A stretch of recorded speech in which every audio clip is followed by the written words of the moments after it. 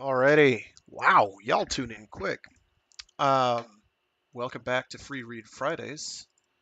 I'm your intrepid narrator, Fragath, and this week we're going to be banging out more Authority by Jeff Vandermeer, or Jarzmieni. I don't know how to pronounce that. I think that's the Polish cover. I should really learn how to pronounce Polish words. Let's see here.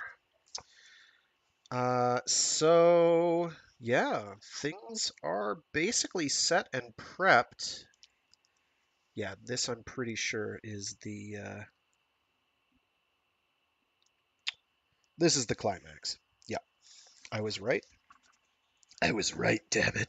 I was right all along. This isn't actually going to be an especially long stream. Um, it's probably going to be about on a par with the others, so like a 2 hours ish at a guess, but not much more than that. Not one of these like 3 hour jobbies that I've done, um, which I'm sort of trying to avoid. Um, Mostly because it's exhausting. You never really realize how hard it is to read aloud for like 3 hours at a whack. Eventually, you start running up into materials constraints because you don't have the resources. You don't have the water. I'd have to stop. Uh, Next week's will be even a bit shorter than this week's, but it is divided perfectly into partlets. So I'm not going to change a thing. And good morning to you, Optical Antenna. Thanks for tuning in. Um, this is the bit where it all goes down. So anybody tuning in, congrats, you picked the right day. This is where it goes down. Um, this is the climax of the book, in effect. Even though there's another like I don't know 30, 50, 30, 40 pages after that. But this is basically the climax. Um,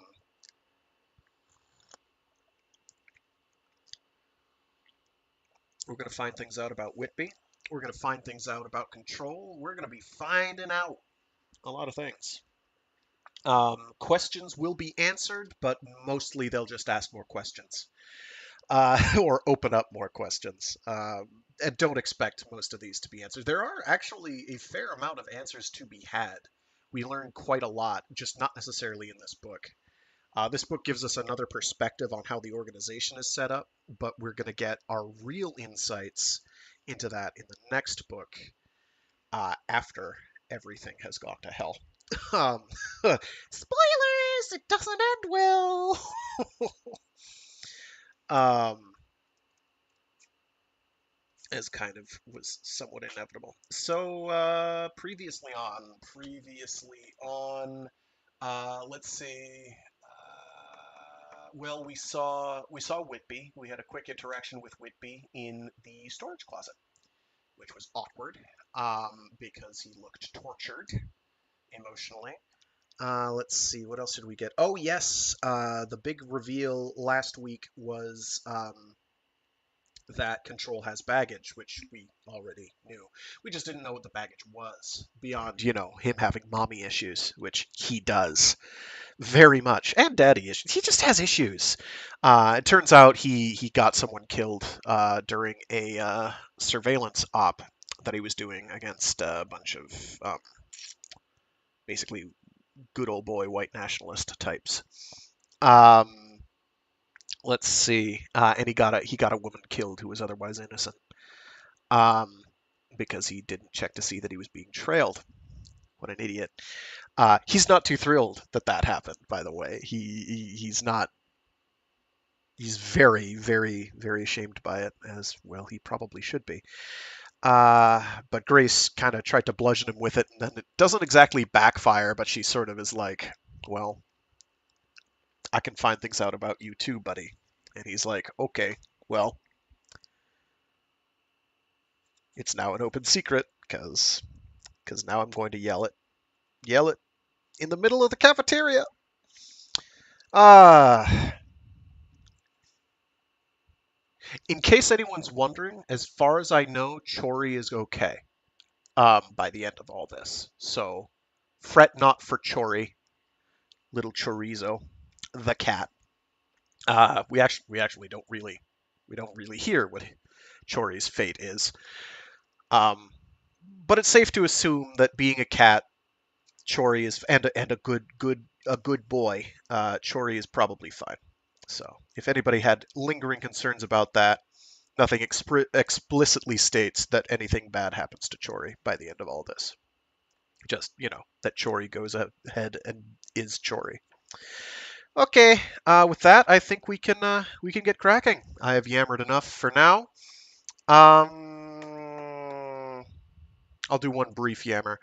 So after this, next week we'll have the actual end of the book, and then I'll probably go straight to the first volume of the last book of the Rifters trilogy, which is where some of the really unpleasant stuff happens that wasn't happening in Maelstrom. Fortunately, that book is relatively short, and we'll go from there. Actually, no, there's some awfulness in the last one too. I'm not going to call it off because I've gotten through 2 books, and we'll get through the last 2. So the basic plan going forward is finish this book, the last 2 parts, then do Behemoth Part 1, then the last book of this, which is Acceptance, then Behemoth Part 2. And that's, I think, Betamax and Seppuku, respectively. I believe Betamax is the name of the first volume, and then Seppuku. I can't tell from here. I can't read the spine. The sun is shining right on it, so I can't actually tell. Whatever. That's enough yammering. Cracking time. All right, give me a sec, and we'll get moving.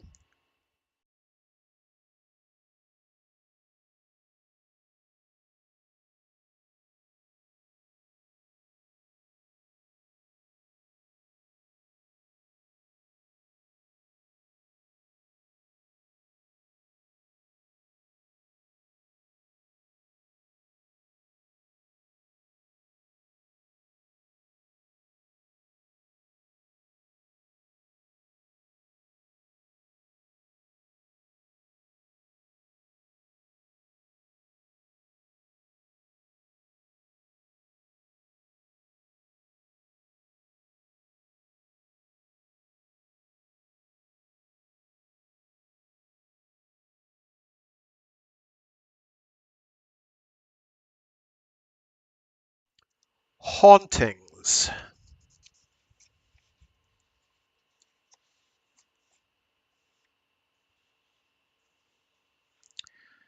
000.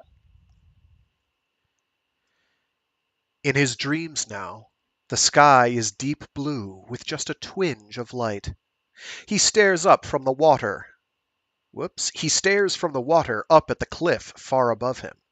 He can see the silhouette of someone peering down at him from the top, can see the way the person leans far over the edge to stare, farther than any human could, yet keeps leaning at a more severe angle, pebbles dislodged and peppering the water around him, while he lies in wait there at the bottom of the cliff, swimming vast and unknowable among the other monsters, waiting in the darkness for the soundless fall without splash or ripple.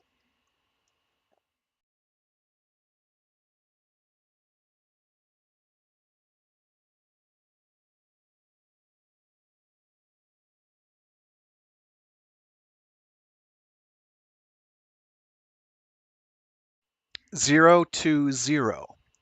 Second recovery. Sunday. An ice pick lodged in a brain already suffused with the corona of a dull but persistent headache that radiated forward from a throbbing bolus at the back of his skull. A kind of pulsing satellite defense shield protecting against anything more hostile that might sag into its decaying orbit. A cup of coffee. A cup of bleh, a cup of coffee. A crumb-strewn formica countertop with a view of the grimy street through a clear window. A wobbly wooden stool to go with shaky hands trying to hold it steady. The faint memory of a cheap disinfectant rising from the floor, tightening his throat. A woman repeated orders behind him, while he tried to spread out across the counter so none of the customers in line could join him. From the look of the coat rack to his left, some people had come in during the winter and never left. The voice, a weak but persistent drumbeat from centuries ago. "Is your house in order? Is your house in order? Tell me, please, is your house in order?" Was his house in order? Control hadn't changed his clothes or showered in 2 days. He could smell his own rich stink like the musk rising off some animal prized by trappers. The sweat was being drawn through his pores onto his forehead again, reaching out in supplication to the ever hotter Headley sun through the window, the fans inside the coffee shop not strong enough. It had rained from the previous afternoon until the middle of the night, left large puddles full of tiny brown shrimp-like things that curled up and died in rust-colored agonies as the water evaporated. Control had come to a halt there at the end of Empire Street, where it crossed at the far end of Main Street. When he was a teenager, the coffee shop had been a retro soda joint, which he missed. He'd sit at the air-conditioned window counter with a couple of friends and be grateful for ice cream and root beer, while they talked a lot of crap about girls and sports. It had been nice then, a kind of refuge. But over time, the straight-laced bohemian leanings of the so-called railroad district had been usurped by hustlers, con artists, drug addicts, and homeless people with nowhere else to go. Through the window, waiting for the phone call he knew would come, Control dissected the daily terroir playing out across the street in front of the discount liquor store. 2 skateboarders, so preternaturally lean they reminded him of malnourished greyhounds, stood on that opposite corner in t-shirts and ragged jeans, with 5-year-old sneakers on their feet, but no socks. He'd seen 2 skateboarders while out jogging Tuesday night, hadn't he? It had been dark, couldn't be sure this was them, but possibly. Within minutes of Control watching, they'd been joined by a woman he definitely hadn't seen before.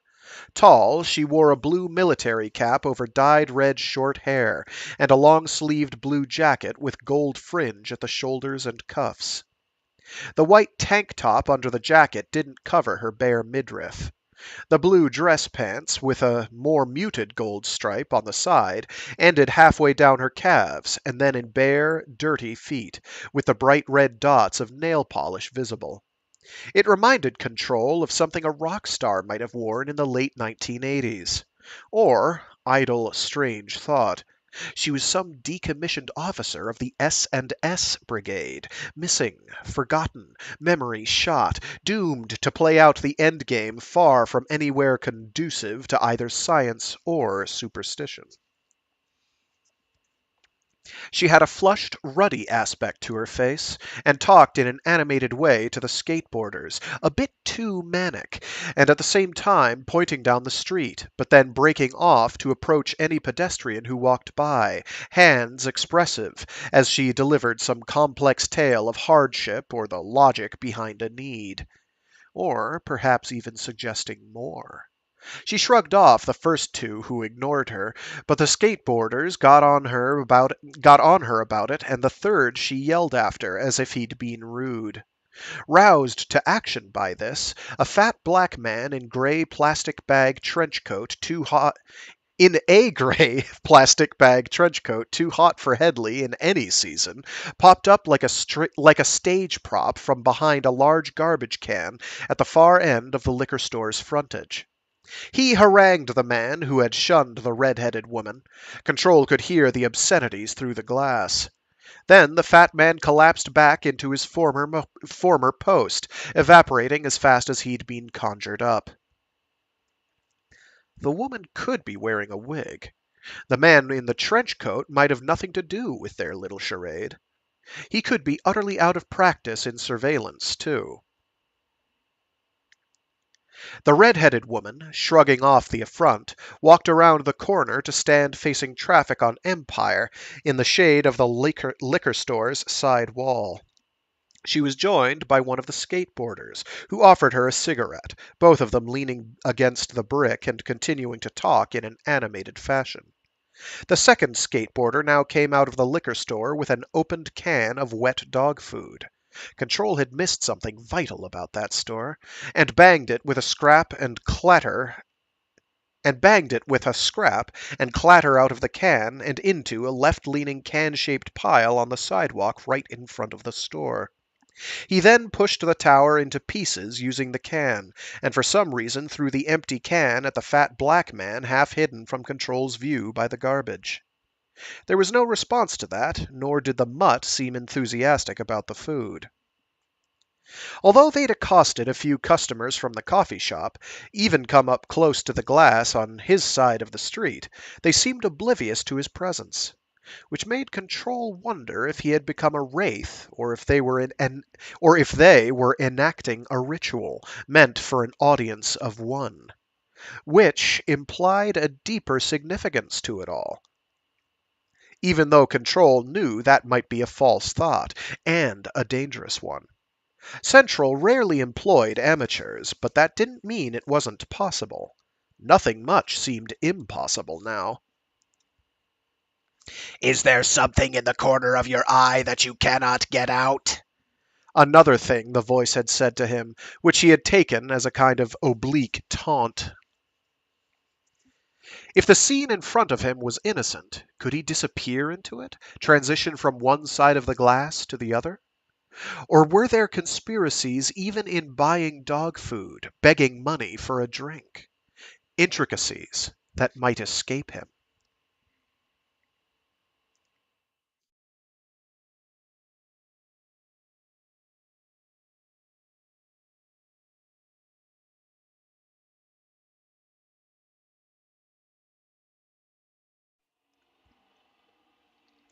First thing Saturday morning, Control had called the voice from his house. He had placed an electronic bullhorn rigged with a timer on one side of his desk, set the timer.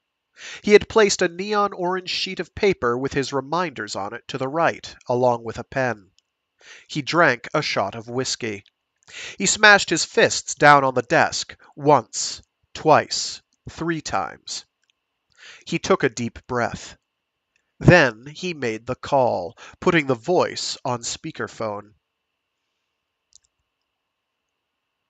Sounds of creaking and shuffling before the voice debuted. No doubt downstairs in the study of his/her mansion, or in the basement of a flophouse, or the barn of a farm, under cover with the chickens. Is your house in order? The voice asked. A sluggish quality to the voice, as if the megalodon had been roused from slumber in icy waters. The voice's tone felt like an insult. It made Control even colder, began to leach away the trepidation in favor of a form of disgust shot through with stubbornness. Deep breath. Then, preempting anything the voice might say, Control launched into a shouted string of obscenities of the most vile kind, contorting his throat, hurting it. After a surprised pause, the voice shouted, "Enough!" then muttered something long and quivery and curling. Control lost the thread. The bullhorn went off. Control shook himself out of it, read the words on the orange sheet of paper, checked off the first line, launched again into a string of obscenities. Enough! Again, persistent, stubborn, the voice muttered something, this time moist and short and darting. Control floated and forgot. The bullhorn went off. Control saw the words on the orange sheet of paper, checked off the second line. Obscenities, mutters, floating, bullhorn ripping through. Control saw the words on the orange sheet of paper. Checkmark. Repeat. Rinse. Repeat. 5th time. 6th time. The 7th time the script changed. He fed back to the voice all the muttering, glottal, moist, soft words he'd gleaned from the director's cheat sheet. Heard the wet gasp and shriek of hitting the target, then an awkward lunge of words toward him, but feeble, disconnected, unintelligible. That had left a scar. He doubted his incantation had had the full effect, but the point was that the voice knew and had had a very unpleasant experience. The bullhorn went off. Control saw the words on the orange sheet of paper. He was done. The voice was done. They'd have to get another handler, one not quite so manipulative. "Here's a joke for you," Control said. "What's the difference between a magician and a spy?" Then he hung up.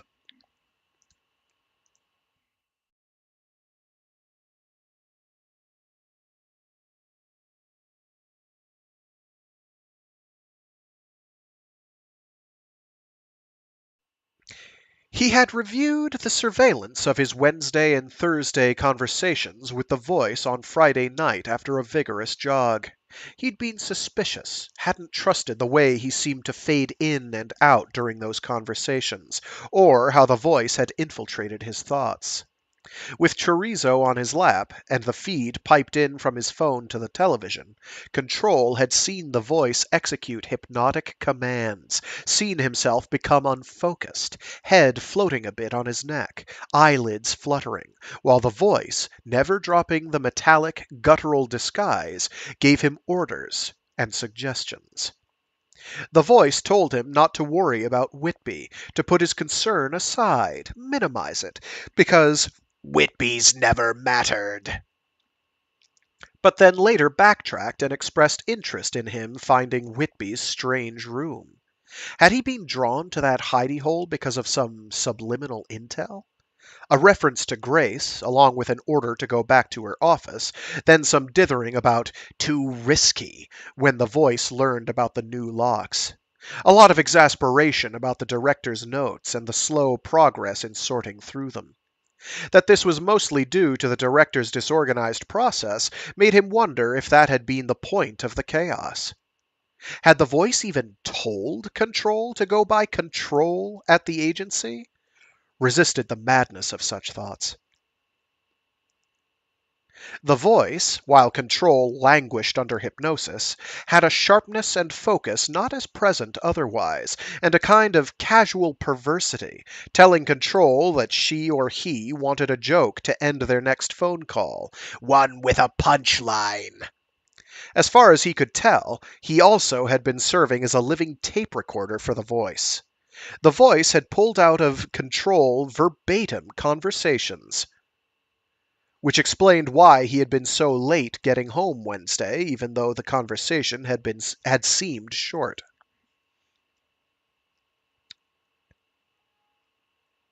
He'd been on an expedition sent into the Southern Reach, and just like the expeditions into Area X, not told the truth.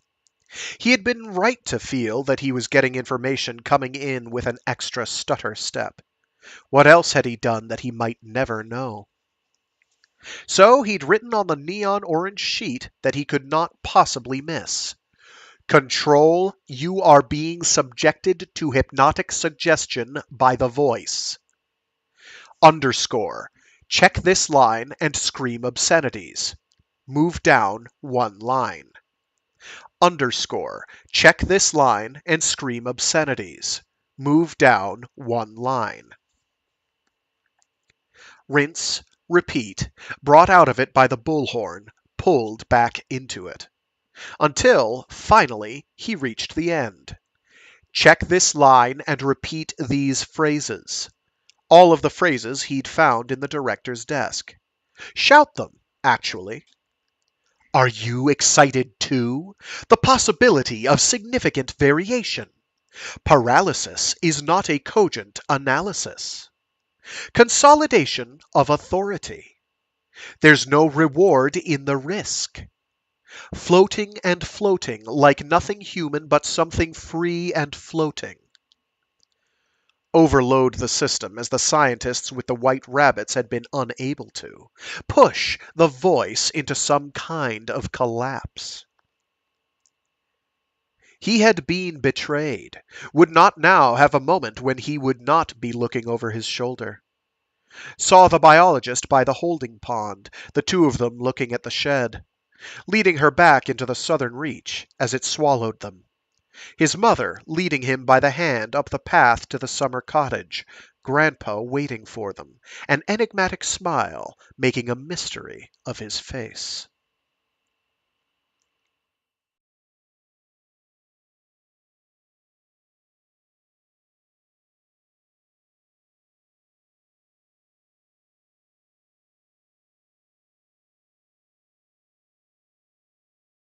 The cure for his discoveries, for not having to think about them, had been a kind of self-annihilation as he trekked undaunted from Saturday afternoon to Sunday morning, through the small but plump underbelly of Headley, which, as far as he could tell, had forgotten there was a southern reach.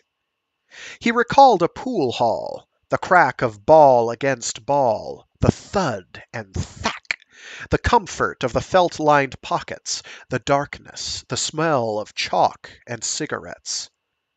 Hitting the cue ball with the 8-ball as a joke, and a handprint slapped in chalk on the ass of a woman's jeans. Or, as he thought of it later, although she'd placed it there, a hand too far. He had withdrawn soon after, not as interested as he'd thought in the banality of a grainy morning sun seen through the windows of a cheap motel, an imprint of a body on the sheets, a used condom in the wastebasket. These were visions for others, at least in that moment, because it just seemed like too much work. He'd still be in the same place. He'd still be hearing Lowry from the videos. He'd still be seeing, in slow motion no less, Grace offering him the contents of her box of complaints. His mind would still be whirring as it contracted and expanded, grappling with Area X. He had 3 shots of cheap whiskey in a place so run down it didn't have a name. He had a gulp of some local moonshine at a party not far from the pier where ages ago he'd looked out across the river. Told himself over and over that the hypnosis was a small thing, not a large thing, and that it meant nothing. Nothing at all. Too big a deal. Too little. He thought about calling his mother. Couldn't. Wanted to call his father. Impossible. He went into another bar already drunk, found himself confronted by a ghost. Earlier that night he had glimpsed hints of them, in the curl of a lip that sparked a memory, a flicker of an eyelid, the way someone's hand lingered on a tabletop. Those shoes, that dress. But when you encountered a real ghost, the thing entire, it was a shock. It took your breath. Not away. It didn't take your breath away. Your breath wasn't going anywhere. Your breath was still in you, locked up, not of use to you. Took your pulse only to mutter dire predictions for the future. So when you came back into the moment, you doubted at first who you were, because the ghost entire trapped control somewhere between the person he had been and the person he had become. And yet it was still just a wraith, just a woman he had known in high school. Intensely. For the first time. Close enough that Control felt somehow like he was being disrespectful to the biologist, that the overlay of the ghost was disrupting his impression of Ghost Bird. Even if that was ridiculous. And all of it taking him farther and farther from the southern reach. Trying to escape the residue of that, at another point on the carousel compass of his adventures, utterly shit-faced and giddy, he had spun onto a stool in a biker bar, winding up next to the assistant director. The whole place was still raucous and ill-behaved at 2 in the morning, It stank of piss, as thick as if cats had been marking their territory. Control gave her a leaky lantern of a grin, to go with an emphatic nod. She gave him a look of blank neutrality. The vial is empty. There's nothing on her. On who? Who was he talking about? If you could put me in your own special hell, it'd be working at the old SR anyway. For a lifetime, right? Halfway through, he realized that it couldn't really be Grace, and that the words might not even be coming out of his mouth. She unnerved him with the candor of her unblinking gaze. You don't have to look like that, he added. Must have said it this time. Like what? She said, her head turned a little to the side. Like a man's fucked up out of his mind and in my bar? Go to hell. He'd reared back on his stool at that suggestion, trying to assemble his wits like pieces on a game board. A weight on his chest, in the dark and the light. He'd thought he was smarter. He'd thought she'd gotten mired in old ways of thinking. But it turned out new ways of thinking didn't help either. Time for another drink, somewhere else. A kind of oblivion. Then regroup. Control met her doubtful stare as he left with a bleary smile. He was making progress. She receded from him, pushed back by a waft of wind from the bar door opening and the judgmental stare of the street lamps.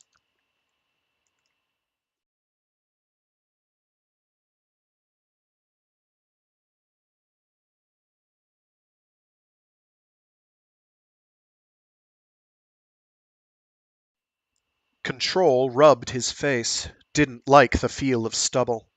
He tried to wipe the fuzziness from his mind, the sourness from his tongue, the soreness from his joints. He was convinced the voice had said to him, at one point, Is there something in the corner of your eye that you cannot get out? I can help you get it out. Easy, if you'd put it there in the first place.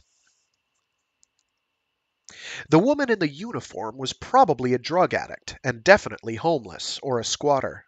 You used amateurs for surveillance when the target was in the family, when you wanted to use the natural landscape, the natural terroir, to its best advantage, or when your faction was dead broke or incompetent. It occurred to him that she didn't notice him because she'd been paid to pretend not to notice him. The skateboarder with the dog had clearly staked out the corner as his territory, sharing it with the fat drunk man. There was something about both of them that seemed more natural, perhaps because an element of theater, smashing out dog food on the curb, didn't fit with the idea of not drawing attention. The other skateboarder had left and come back several times, but Control hadn't seen him pass drugs or money or food to the other two. Maybe he was slumming it for a day, or served as a lookout for some larger con, or he was Mother's Watcher, part of the tableau, but not. Or perhaps there was nothing going on except three people who knew one another and helped one another out, and just happened to be down on their luck. The thing about staying in one place for so long was that you began to get a sense, while watching, of being watched, so it didn't startle him when the cell phone rang. It was the call he'd been expecting. I understand you've been behaving badly, she said. Hello to you too, Mother. Are you rough right now? You sound rough. I'm fine. I have complete control of my faculties. Then why do you seem to have lost your mind? This said in the brisk, professional tone she used to disguise emotional tells. A sense that she was as on with him as with any other agent she ran. I've already thrown the phone away, Mother, so don't think about reinstating the voice. If she had called yesterday, he would have been yelling at her by now. We can always get you another one. Quick question, Ma. She hated ma or mom, barely tolerated mother, would have preferred the severe severance, even though he was her precious only child. Severance. That he knew of. If you were to send someone on an expedition into somewhere dangerous, let's say into the southern reach, how would you keep them calm and on track? What kinds of tools might you use? The usual things, really, John, although I'm not sure I like your tone. The usual things? Like hypnosis, maybe, backed up by conditioning beforehand at Central. He was keeping his voice low, much as he wanted to lash out. He liked the coffee shop counter. He didn't want to be asked to leave. A pause. It might have come into play, yes, but only with strict rules and safeguards, and only in the subject's absolute best interests. The subject might have preferred to have had the choice. The subject might have preferred not to be a drone. The subject might prefer to know that his hopes and desires and impulses were all definitely his own hopes, desires, impulses. The subject might not have had the intel or perspective to be involved in that decision. The subject might have needed an inoculation, a vaccine. Against what? Against any number of things, although at the first sign of something serious happening, we would pull you out and send a team in. Like what? What would you consider serious? Whatever might happen. Infuriatingly opaque, as always. Making decisions for him, as always. He was channeling his father's irritation now as much as his own, the specters of so many arguments at the dinner table or in the living room. He decided to take the conversation onto the street after all, stood in the mouth of the alley just to the left of the coffee shop. Not many people were out walking around. Most of them were probably still in church or scoring drugs. Jack used to say that if you don't give an operative all the information they need, you might as well cut your own leg off, he said. Your operation is screwed. But your operation isn't screwed, John, she said with some force. You're still there. You're still in touch with us. Me. We're not going anywhere. Good point, except I don't think that we means Central. I think you mean some faction within Central, and not an effective one. Your voice made a mess trying to take the assistant director out of the mix. Give her another week and I'll be Grace's administrative assistant. Or was the point to waste a lot of Grace's time and attention? There are no factions, just Central. The voice is under a lot of stress, John. Even more now. We all are. The hell there aren't factions. Now he was Jack, hard to throw off topic. The hell there aren't. The hell there isn't. The hell you say. You won't believe me, John, but I've done you a favor placing you at the Southern Reach. Everyone had forgotten the definition of favor. First Whitby, then Grace, now his mother. He didn't trust himself to respond, so he didn't. A lot of people would have killed for that position, she said. He had no answer for that, either. While they'd been talking, the woman had disappeared, and the storefront was deserted. Back in the day, the liquor store had been a department store. Long before Headley was built, there had been an indigenous settlement here, along the river, something his father had told him, and the remains of that lay beneath the facade of the liquor store. Down below down below the store, too, a labyrinth of limestone cradling the aquifer, narrow caves and blind albino crawfish and luminescent freshwater fish, surrounded by the crushed remains of so many creatures, loamed into the soil, pushed down by the foundations of the buildings. Would that be the biologist's understanding of the street? What would she see? What she would see? Sorry, I know how to read.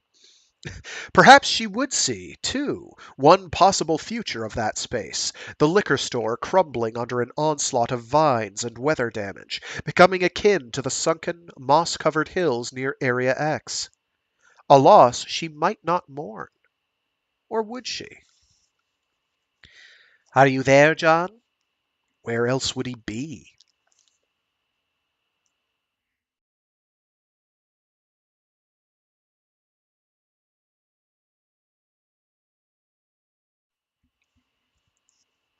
For a long time now, Control had suspected his mother had taken someone else under her wing as a protege.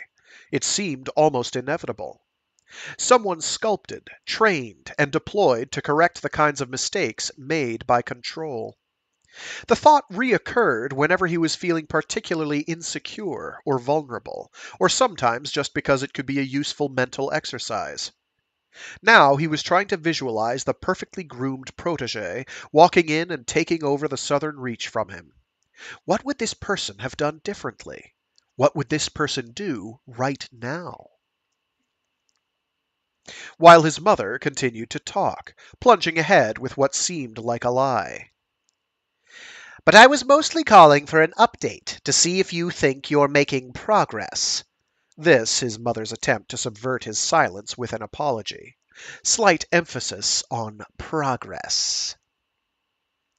You know exactly how it's going. The voice would have told her everything. The voice would have told her everything it knew up to the point he had derailed it. It on that is capitalized, as is voice. Voice has consistently been capitalized. True, but I haven't heard your side. My side? My side is that I've been dropped into a pit of snakes with a blindfold on and my hands tied behind my back. That's just a bit dramatic, don't you think? Said the streak of light. Not as dramatic as whatever you did to me at Central. I've got missing hours, maybe a missing day. Nothing much, she said in a bland tone that let him know she was bored with the topic. Nothing much. Prepared you, stiffened your resolve, that's all. Made you see some things more clearly, and others less so. Like introduce fake memories, or... No.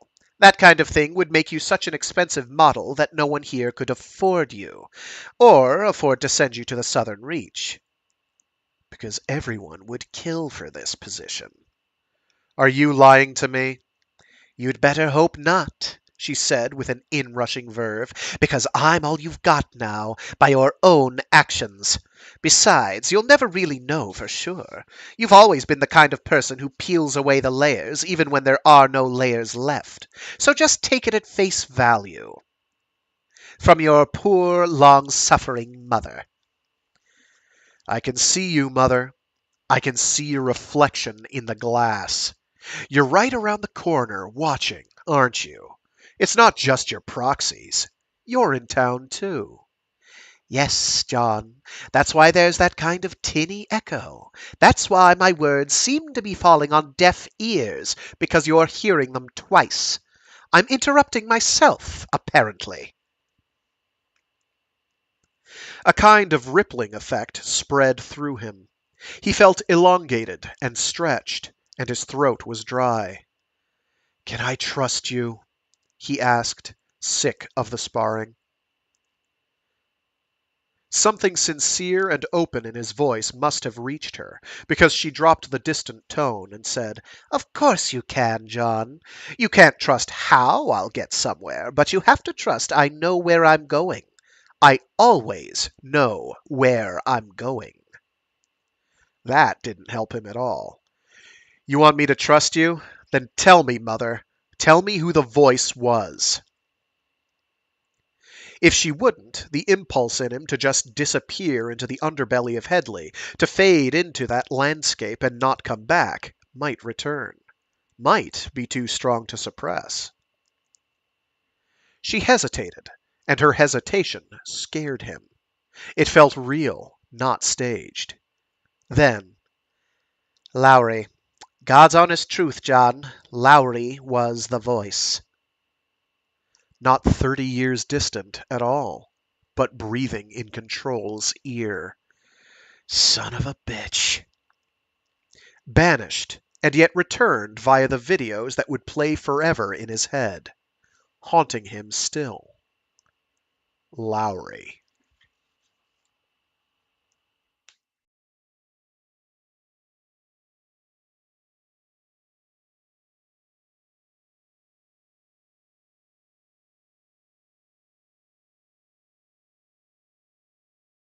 Go ahead and check the seats for change, John. Grandpa Jack staring at him as he held the gun. There had come a sharp rapping at the window. It was his mother, leaning over to look in the window. Even through the condensation, Control could tell when she saw the gun on his lap. The door was wrenched open. The gun suddenly vanished, and Jack, on the other side, was out on his ear, Mother standing over him while he sat on the curb in front of the car. Control took the risk of lowering the left rear window a bit, then leaned forward so he could observe them better through the front windshield. Excuse me. She was talking quietly to Grandpa while he stood in front of while she stood excuse me, gosh. One sec. Hmm. She was talking quietly to Grandpa while she stood in front of him, arms folded and her gaze straight ahead, as if he stood at eye level. Control couldn't see where the gun had gone. A sense of menace radiated out from his mother that he had never seen in such a concentrated form before. Her voice might be low, and he couldn't hear most of what she was saying, but the tone and quickness of it was like a sharpened butcher knife slicing, effortless, through raw meat. His grandpa gave a peculiar nod in response, one that was almost more like he was being pushed back by some invisible force, or like she was shoving him. She unfolded her arms and lowered her head to look at Grandpa, and Control heard, "Not this way, not this way. You can't force him into it." For some reason, he wondered if she was talking about the gun or Grandpa's secret plan to take him to the lingerie show. Then she walked back to the car to collect him, and Grandpa got in and drove off slowly. Relief swept over Control as they went back inside the house. He didn't have to go to the lingerie show. He might be able to go next door later. Mother only talked about the incident once when they got back in the house. They took off their coats, went into the living room. She took out a pack of cigarettes and lit one. With her big, wavy hair and her slight features and her white blouse, red scarf, crisp black pants, and high heels, she looked like a magazine model, smoking. An agitated model. Now he had experienced another unknown thing beyond the fact that she could fight fiercely for him. He hadn't known she was a smoker. Except she'd turned it back on him, as if he had been responsible. "What the hell were you thinking, John? What the hell were you thinking?" But he hadn't been. He'd seen his grandpa's wink when he mentioned the department store show, had liked that the man who could be stern or even disapproving was confiding in him, trusting him to keep a secret from his mother. "Don't touch guns, John," she said, pacing back and forth, "and don't do every stupid thing your grandpa tells you to do." Later, he decided to abide by the second commandment, but to ignore the first, which he doubted she had meant. Even nicknamed his various guns Gramps or Grandpa. He used guns, but he didn't like them, and he didn't like relying on them. They smelled like their perspective. Control never told his father about the incident, for fear it would be used against his mother. Nor did he recognize until later that the whole trip had actually been about the gun, or about finding the gun. That, perhaps, it had been evolving into a kind of test. Sitting there in the coffee shop after his mother hung up, Whoops. Sitting there in the coffee shop after his mother hung up, the thought crept in that perhaps his mother's anger about the gun had itself been a tableau, a terroir, with Jack and Jackie complicit, actors in a scene meant already, at that young age, to somehow influence him or correct his course, to begin a kind of indoctrination at the family in the family empire. He wasn't sure he knew the difference anymore between what he was meant to find and what he'd dug up on his own. A tower could become a pit.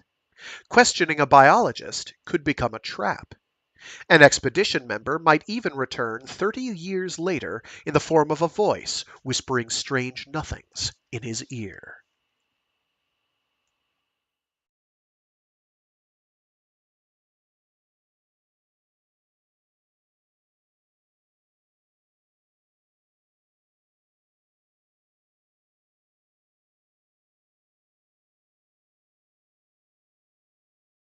When he got home Sunday night, he checked his recordings of the conversation with his mother, felt an overload of relief when there were no gaps, no evidence that his mother, too, was deceiving him.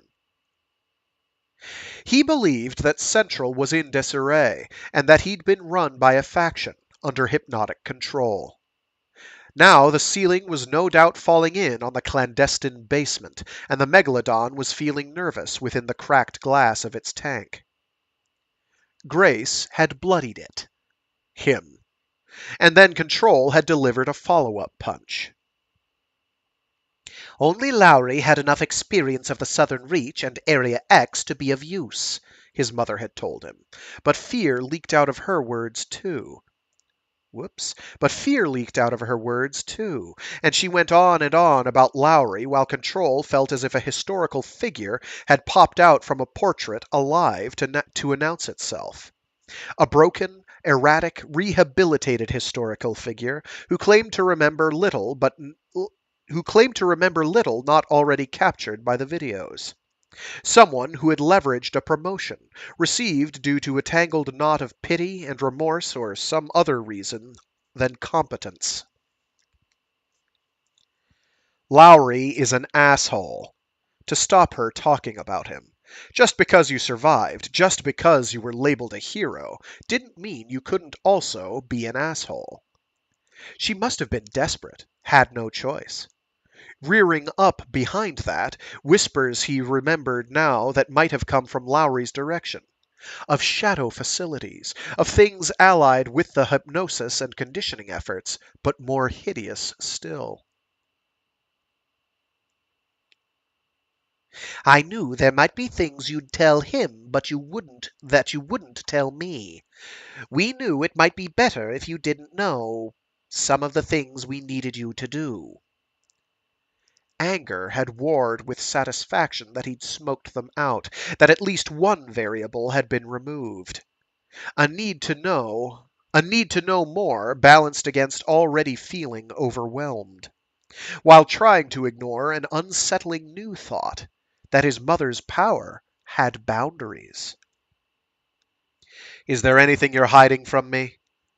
No, she said. No. The mission is still the same. Focus on the biologist and the missing director.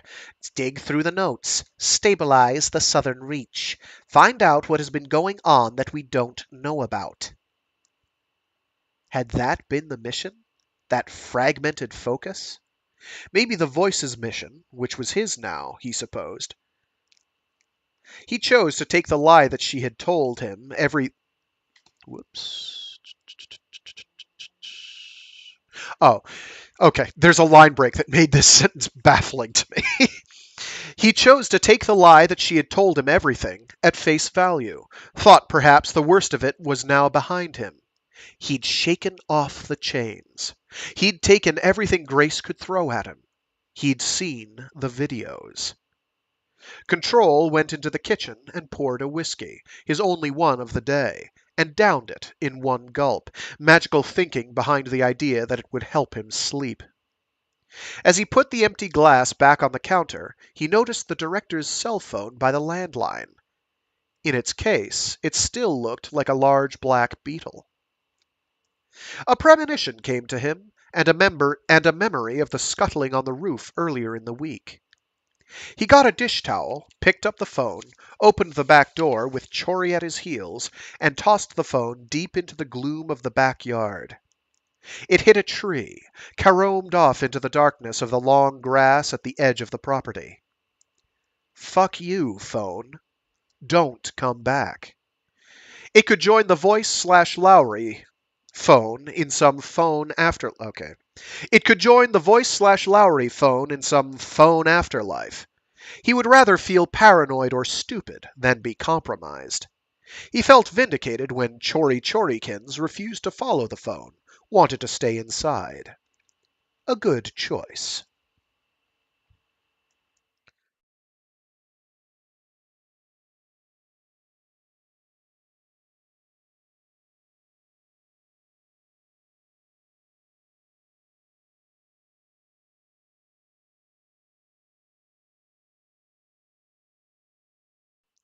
Zero, 2, 1. Repeating. When Monday morning arrived, Control didn't go into the Southern Reach right away. Instead, he took a trip to the director's house, grabbed the driving instructions from the internet, and holstered his gun and got on the highway. It had been on his list to do once the notes in the office were categorized, just to make sure Grace's people had cleaned out the house as thoroughly as she claimed. The confirmation of the voices/Lowry's manipulation, and by extension his mother's, remained a listless feeling, something buzzing around in the background. As answers went, Lowry got him no further, gave him no real leverage. He'd been manipulated by someone untouchable and ethereal. Lowry, shadowing himself as the voice, haunting the Southern Reach from afar. Control now trying to merge them into one person, one intent.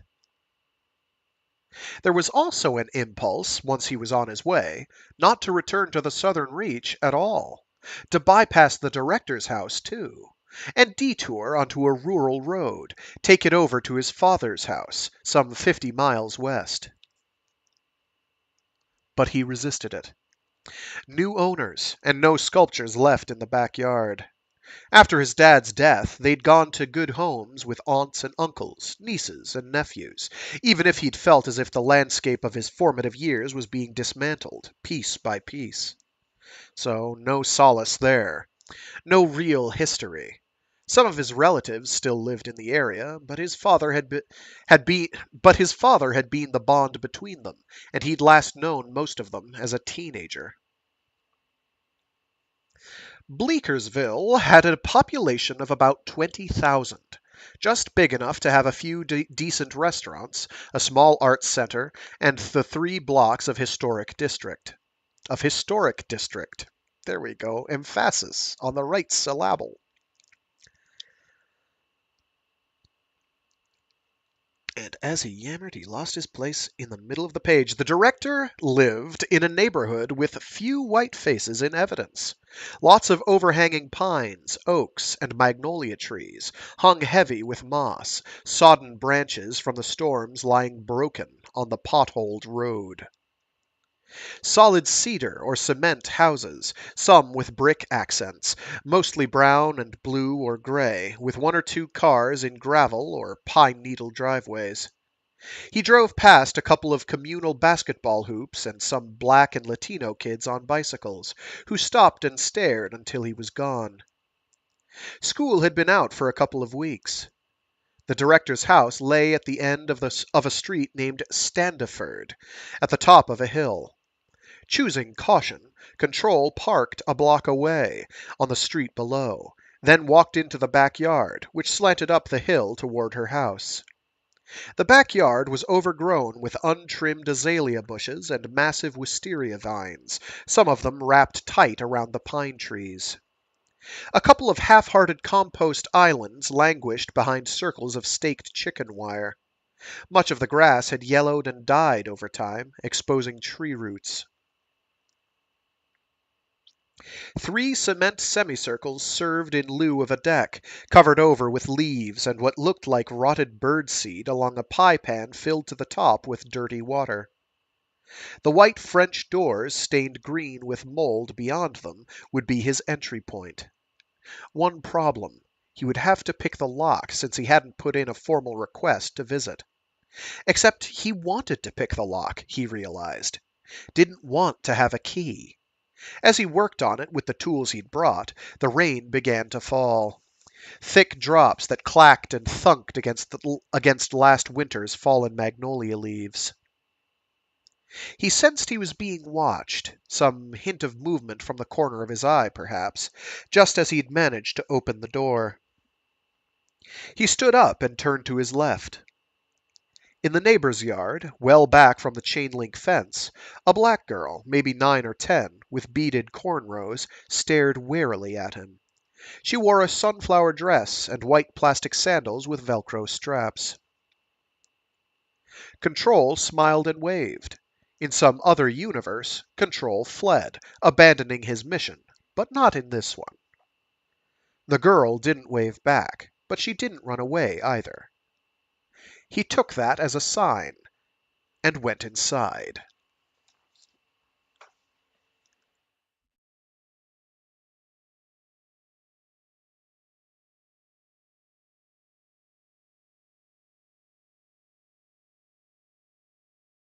Yeah, because some of Jeff Vandermeer's sentences are like maybe if the page was half again as wide, it wouldn't be so bad. But when I'm like having to do an entire run-on sentence with minimal punctuation, and I'm having to read ahead just slightly so I can phrase in my head, like through sheer luck and autonomic reflex, how it's phrased. Sometimes I do not get it right. I'm reasonably pleased that I get it right slightly more often than I get it wrong. I will take that. But it's one of the perils of doing it live and unrehearsed beyond whatever previous times I've read it to myself, which is not, in many cases, not for, years plural. All right.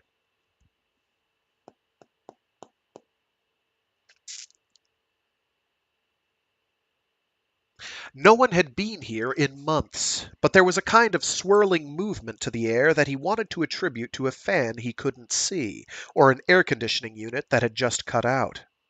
Except that Grace had had the electricity turned off until the director returned, to save money for her. The rain was coming down hard enough now that it added to the gloom, so he turned on his flashlight. No one would notice. He was too far away from the windows, and the glass doors had a long dark curtain across them. Most people would be at work anyway. Seen through the tunnel of the flashlight beam, the small living room soon gave up its secrets. A couch, 3 lounge chairs, a fireplace. What looked like a library lay beyond it, behind a dividing wall and through worn saloon-style doors. The kitchen was to the left, and then a hallway. A massive refrigerator festooned with magnet-fixed photos and old calendars guarded the corner. To the right of the living room was a door leading to the garage, and beyond that probably the master bedroom. The entire house was about 1,700 square feet. Why had the director lived here? With her pay grade, she could have done much better. Grace and Cheney both lived in Headley in upper middle-class subdivisions. Perhaps there was debt he didn't know about. He needed better intel. Somehow, the lack of information about the director seemed connected to her clandestine trip across the border, her ability to keep her position for so long. No one had lived here for over a year. No one except Central had come in. No one was here now. And yet the emptiness made him feel uneasy. His breath came shallow, his heartbeat elevated. Perhaps it was just the reliance on the flashlight, the unsettling way it reduced anything not under its bright gaze to a pack of shadows. Maybe it was some part of him acknowledging that this was as close to a field assignment as he'd had in years. A half-empty water glass stood by the sink, reflecting his light as a circle of fire. A few dishes lay in the sink, along with forks and knives. The director had left this clutter the day she'd gotten in her car and driven to the Southern Reach to lead the 12th expedition. Central apparently had not been instructed to clean up after the director, nor after themselves. The living room carpet showed signs of boot prints as well as tracked-in leaves and dirt. It was like a diorama from a museum devoted to the secret history of the Southern Reach. Grace might have had Central come here and retrieve anything classified, but in terms of the director's property, theirs had been a light touch. Nothing looked disturbed, even though Control knew they had removed 5 or 6 boxes of material. It just looked cluttered, which was no doubt the way they'd found it, if the office he'd inherited was any indication. Paintings and prints covered the walls above a few crowded CD stands, a dusty flat-screen television, and a cheap-looking stereo system on which had been stacked dozens of rare, old-timey records. None of the paintings or photographs seemed personal in nature. An elegant gold and blue couch stood against the wall dividing the living room from the library, a pile of magazines taking up one cushion, while the antique rosewood coffee table in front of the couch looked as if it had been requisitioned as another desk. Books and magazines covered its entire surface, same as the beautifully refinished kitchen table to the left. Had she done most of her work in these rooms? It was homier than he'd thought it would be, with good furniture, and he couldn't quite figure out why that bothered him. Did it come with the house, or was it an inheritance? Did she have a connection to Bleekersville? A theory was forming in his head, like a musical composition he could hum from vague memories, but not quite yet name or play. He walked through the hallway beside the kitchen, encountered another fact that seemed odd for no particular reason. Every door had been closed. He had to keep opening them as if going through a series of airlocks. Each time, even though there was no prickle of threat, Control prepared to jump back. He discovered an office, a room with some filing cabinets and an exercise bike and free weights, and a guest bedroom with a bathroom opposite it. There were a lot of doors for such a small house, as if the director or Central had been trying to contain something, or almost as if he were traveling between different compartments of the director's brain. Any and all of these thoughts spooked him, and after the third door he just said the hell with it and entered each with a hand on Grandpa in its holster. He circled around into the library area and looked out one of the front windows. Saw a branch-strewn overgrown lawn, a battered green mailbox at the end of a cement walkway, and nothing suspicious. No one lurking in a black sedan with tinted windows, for example. Then back through the living room, through the other hallway, past the garage door, and into the master bedroom on the left. At first, he thought that the bedroom had been flooded, and all of the furniture had washed up against the nearest walls. Chairs were stacked atop the dressers and armoire. The bed had come to rest against the dressers.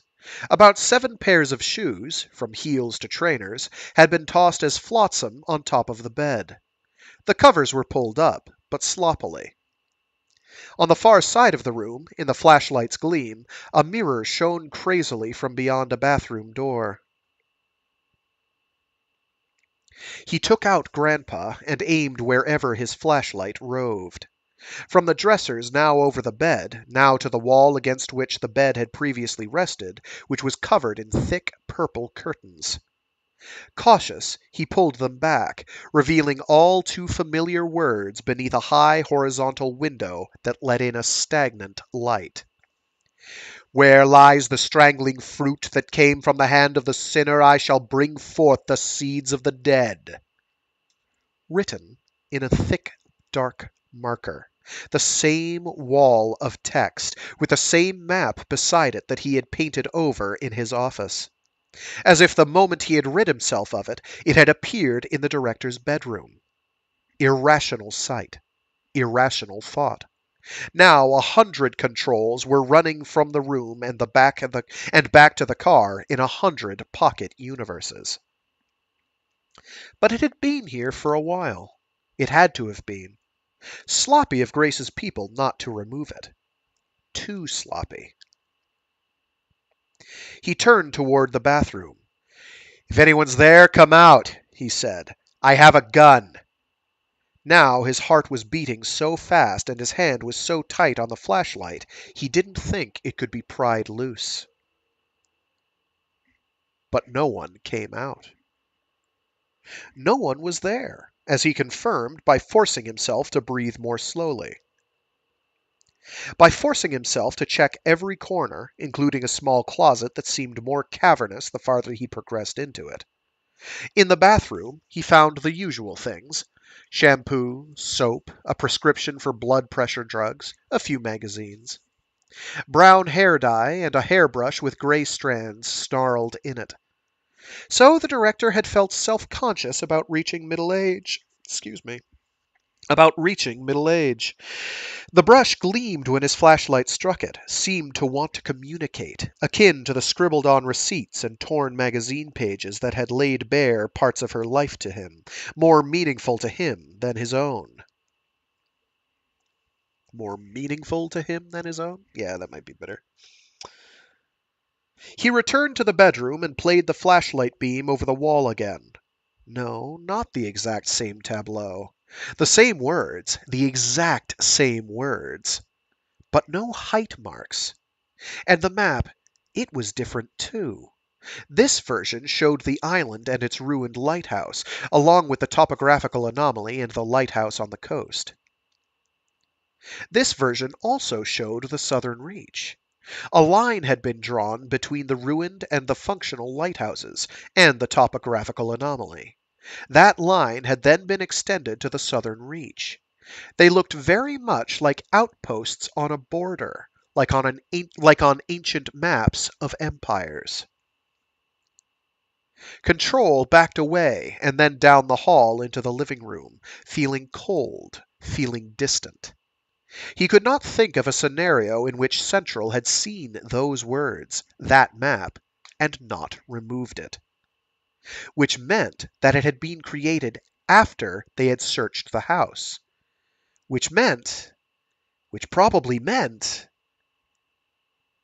He didn't allow himself the thought. Instead, he went to the front door to confirm a sudden suspicion. The knob turned easily in his hand. Unlocked. Which meant nothing.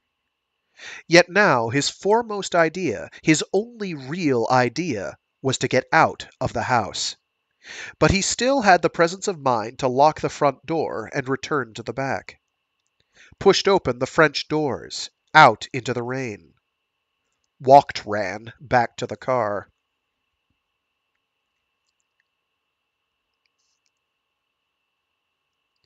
Not until he was parked well away, on Bleekersville's main street, did he call his mother, tell her what he had found, and ask her to send a team in to investigate.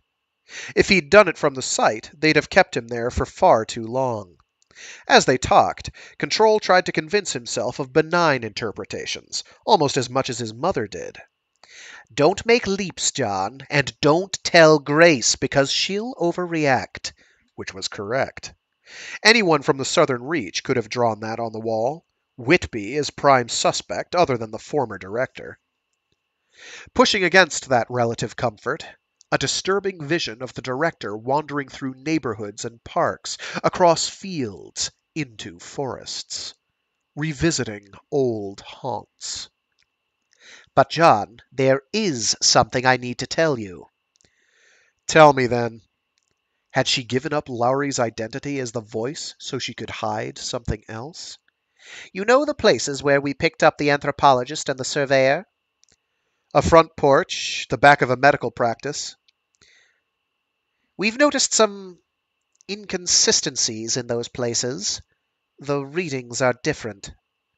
How? How are they different? "We're still sorting through the data, but we've quarantined the areas, even though it's difficult." But not in the empty lot? Not where the biologist was? "No."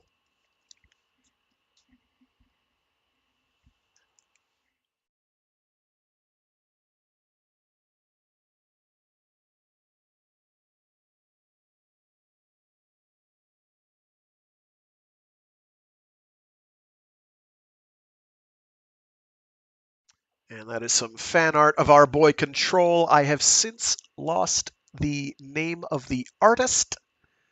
If you're out there, it's cute. I like it. It's Control with a bunny. And other bunny. Many bunny. Looking shady and suspicious. Of everything around him, that is. And being nicely and suitably evocative. For like the past several streams, I've been meaning to do like 2 covers per stream, and I've totally forgotten. So I may wind up doing lots of them next time. Because there are a bunch of pretty great covers for Authority.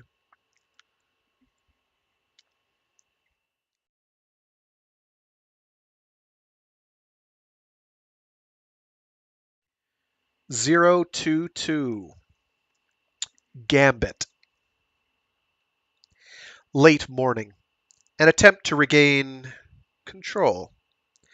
The old familiar debriefing room whose deficiencies he had become oblivious to, expecting a call from his mother with a report about the director's house that couldn't possibly come until hours from now. He had told Grace he was about to interview the biologist and wanted her there, in the room this time. A few minutes later, Grace came in wearing a bright yellow dress in a flower pattern, a black belt at the waist, some kind of Sunday best, not peering around the doorway, not looking like he might lob a grenade at her. He was immediately suspicious. "Where's the biologist?" Grace asked, in a kind of conspiratorial way.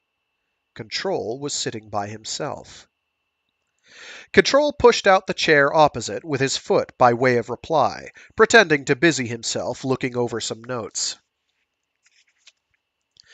"I'm sorry," he said. "You just missed the biologist.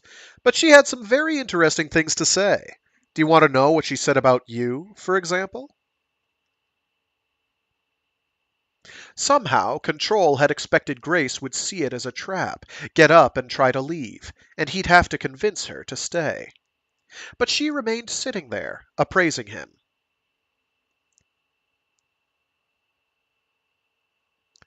"Before I tell you, you should know that all recording devices have been turned off. This is just between the 2 of us." Grace folded her arms. "That is fine with me. Continue." Control felt wrong-footed. He had expected she would go check, make sure he wasn't lying. Maybe she had checked before coming into the room. Grandpa Jack's advice had been that for this kind of work you needed a second guy, always.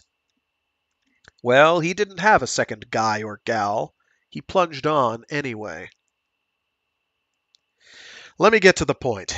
Before the final 11th expedition, the director crossed over the border, secretly, by herself. Did you know about this in advance? Did you provide material aid? Did you provide command and control decision-making? Were you, in fact, complicit in making sure she got back across the border? Because this is what the biologist says the director told her." None of this was in the official report on the incident, which the voice had sent via email before their abrupt leave-taking over the phone. There, in the report, the director had claimed to have acted on her own. "Interesting. What else did the biologist... what else did the biologist tell you?" No heat behind the words. That the director gave you instructions to wait at the border every night for a week on very specific dates, about 3 weeks after she snuck across, to help her with her return.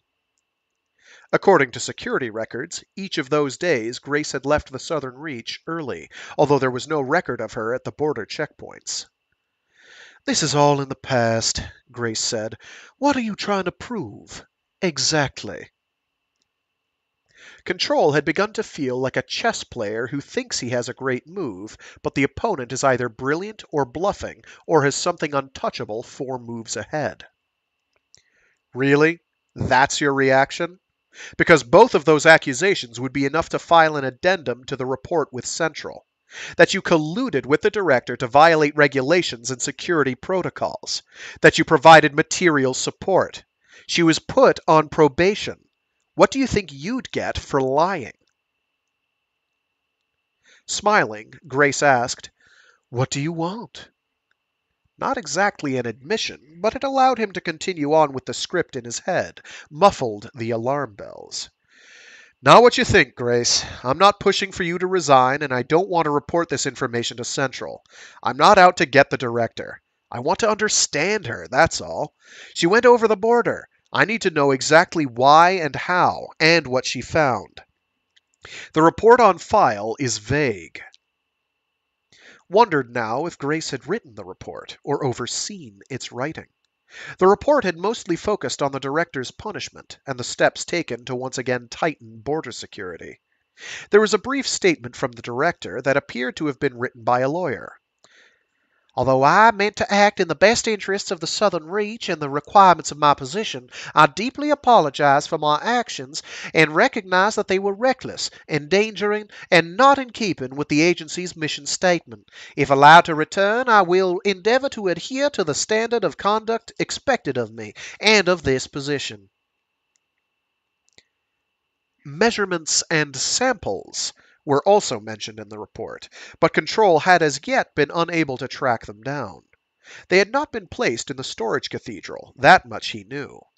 Unless that boiled down to a plant and a mouse and an old cell phone. The director did not share her every thought with me, Grace said in an irritated tone, as if this fact bothered her, but with a strange half-smile on her face. I find it hard to believe that you don't know more than you're telling me. This did not move Grace to respond, so he prodded her with, I'm not here to destroy the director's legacy, or yours. I brought you here not just because of what the biologist said, but also because I think we could both have autonomy here. That we could run the agency in a way that means your position remains unchanged. Because as far as he was concerned, the agency was fucked, and he was now an undercover agent in the field, entering hostile territory. So use whatever you don't care about as a bargaining chip. Maybe before he found a way out, he'd even give Whitby that transfer he'd once wanted. Maybe he'd return to Central and have a beer with Lowry. How gracious of you, Grace said. The schoolboy is offering to share the power with the teacher. That's not the analogy I would have made. I would have, anything the director did, she did because she believed it was important. Yes, but what did she do? What was she up to? Up to? Grace said with a little snort of disbelief. He chose his words very carefully. Grace, I am already here. I am already in the middle of this. You should just tell me what's going on. What was the look that could convey without the reinforcement of words that he had already seen some very strange shit? Remember, none of this is on the record. Grace considered that for a second with what seemed like amusement. Then she began to talk.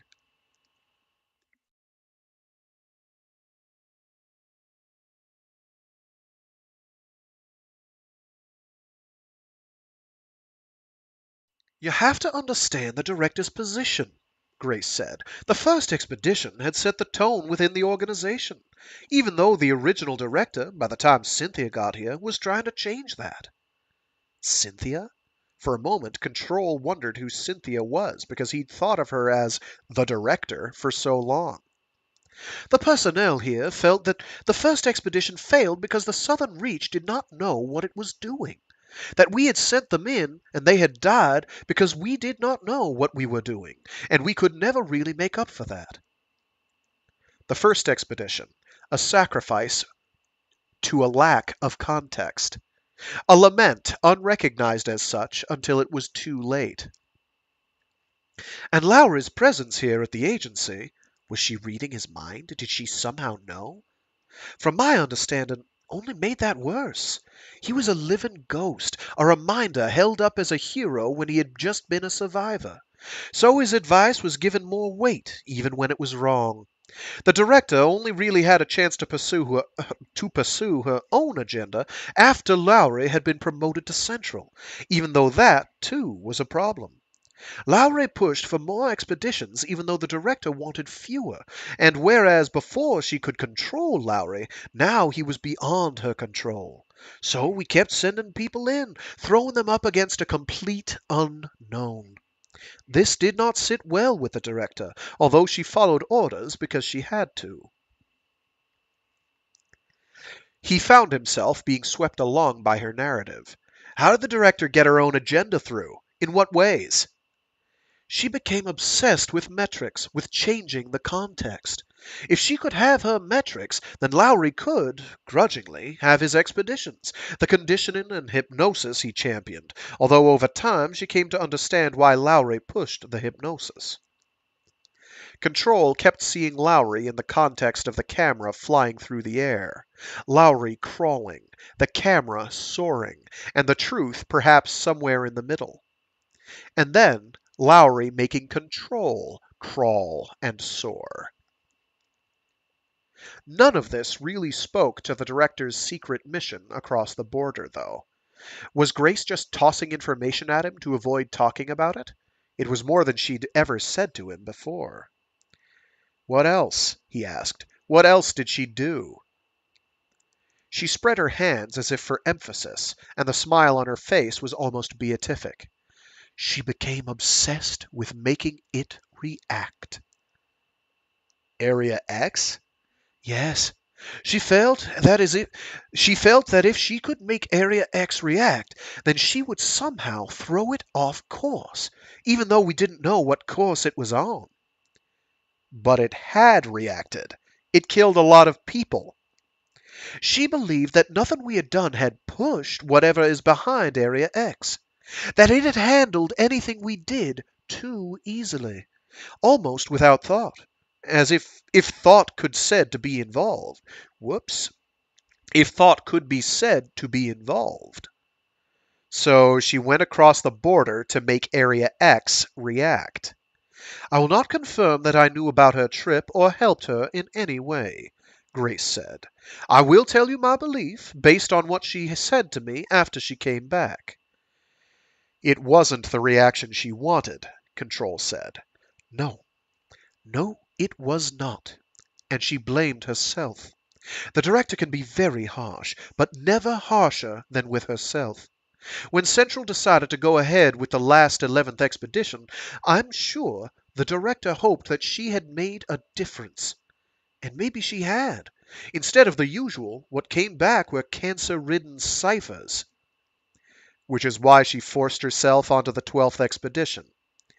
Yes. Which is why her methods had become suspect. I would not agree with that assessment, but yes, others would say that. Why did Central let her go on the 12th expedition? For the same reason they reprimanded her after she went across by herself, but did not fire her. Which was? Grace smiled, triumphant, at knowing something he should have known? For some other reason? Ask your mother. Your mother had a hand in both things, I believe.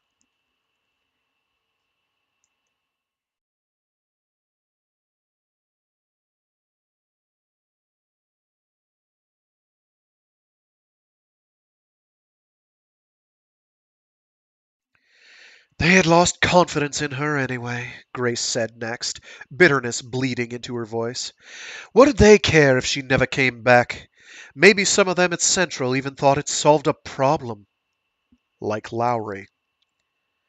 But Control was still stuck on Jackie Miranda Severance. Severance, for short.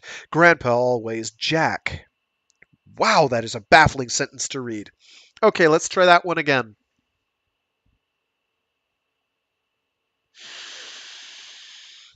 Oi! There's like multi-layered, there's a word for that. Beyond context, whatever. There's meta-contextual narrative here. But Control was still stuck on Jackie Miranda Severance. Severance, for short. Grandpa, always Jack. There we go. Nailed it! Yes! Sorry. His mother had placed him in the Southern Reach. Oh gosh, that's a page break. His mother had placed him in the Southern Reach, in the middle of it all. She had worked for the Southern Reach briefly when he was a teenager, to be close to him, she had said. Now, as he questioned Grace, he was trying to make the dates sync up, to get a sense of who had been at the Southern Reach and who had not, who had left by then, and who was still incoming. The director, no. Grace, no. Whitby, yes. Lowry, yes, no. Where had his mother gone when she left? Had she kept ties? Clearly she had, if you were to believe Grace. And did her sudden appearance to him with a job offer correspond to knowing she had some emergency on her hands? Or was it part of a more intricate plan? It could make you weary untangling the lines. At least Grandpa had been more straightforward. Oh, look, there's a gun. What a surprise! I want you to learn how to use a gun. Make everything do more than one thing. Sometimes you had to take shortcuts after all. Wink, wink. But his mother never gave you the wink. Why should she? She didn't want to be your friend, and if she couldn't convince you in some more subtle way, she'd find someone she could convince. He might never know how much other residue he'd already encountered from her passage through the Southern Reach. But the idea that the director might have reached out to others in the agency and at Central comforted Control. It made the director less an eccentric, less a single-celled plot, as his mother put it, than someone genuinely trying to solve a problem. What happened on her trip across the border? Control, pressing again. She never told me. She said it was for my own protection, in case the investigators subpoenaed me. He made a note to return to that later. Nothing at all? Not a single thing. Did she give you any special instructions before she went on leave or after she came back? From what Control could intuit from the files he'd read, Grace was more constrained by rules and regulations than the director, and the director might have felt slightly undermined by her assistant director's adherence to them. Or perhaps that was the point, that Grace had kept her grounded. In which case, Grace would almost certainly have been in charge of operational details. Grace hesitated, and Control didn't know if that meant she was debating telling him more or was about to feed him a line of bullshit. Cynthia asked me to reopen an investigation into the so-called S&S Brigade, and to assign someone to report in more detail on the lighthouse. And who did the research? Whitby. Whitby the loon. It figured. What happened to this research? He couldn't recall seeing this information in the files he had been given before he'd come to the Southern Reach.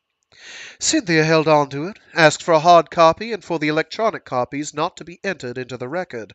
Are you planning to go down the same rabbit holes? So you thought it was a waste of time? For us, not necessarily for Cynthia. It seemed irrelevant to me, but nothing we gathered would make much sense without knowing what was in the director's mind. And we did not always know what was in the director's mind. Is there anything else you want to tell me? Being bold now that Grace was finally opening up to him. A sympathetic expression, guided or pushed his way. Do you smoke? Sometimes. This past weekend. Banishing demons and voices. Then let's go out to the courtyard and have a smoke. It sounded like a good idea. If he was completely honest with himself, it sounded like bliss.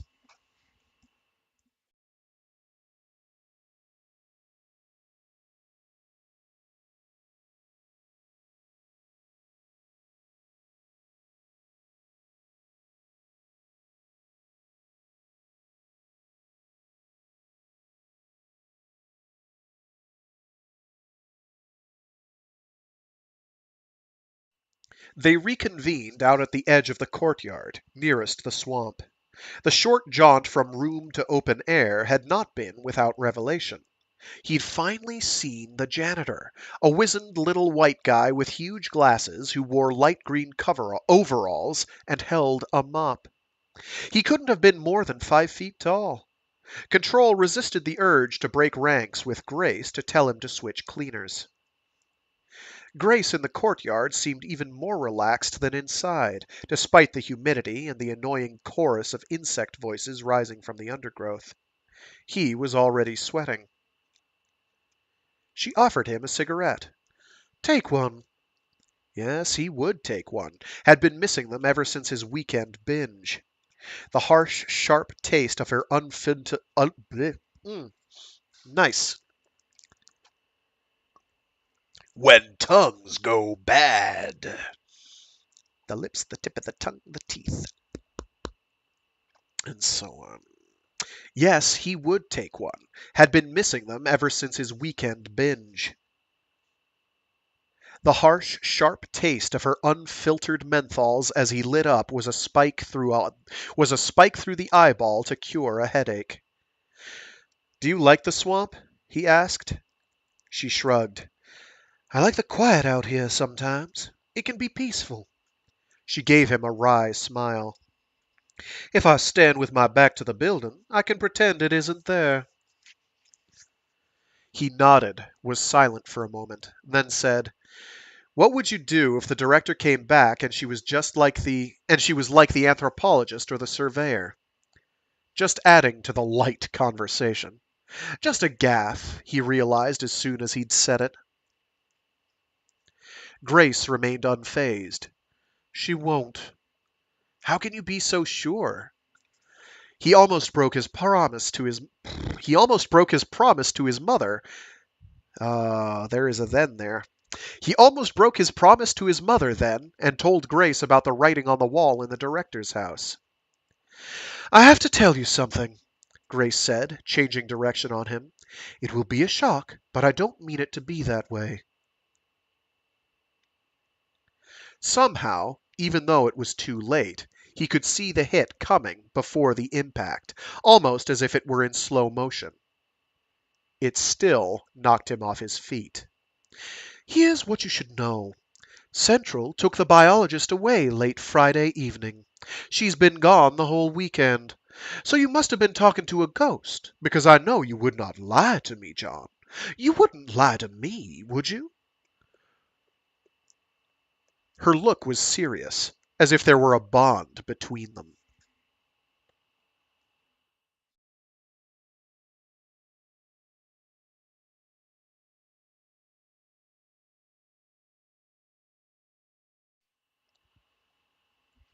To quote somewhat inappropriately from the band Men at Work, people just love to play with words.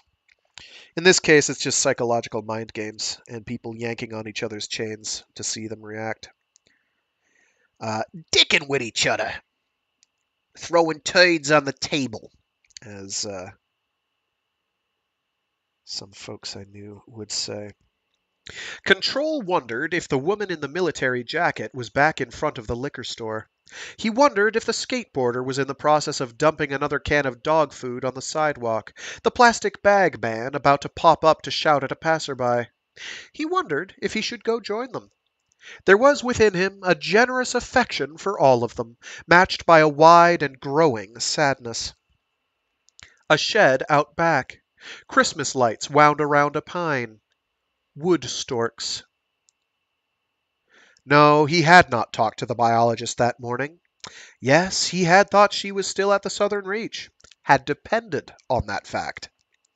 He had already planned his next session in detail.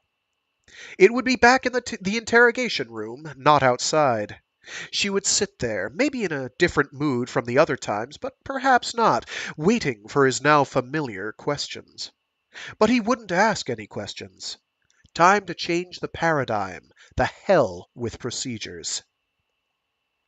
He would have pushed her file over to her, said, This is everything we know about you, about your husband, about your past jobs and relationships, including a transcript of your initial interview sessions with the psychologist. This wouldn't be an easy thing for him to do. Afterward, she might become a different person than he knew.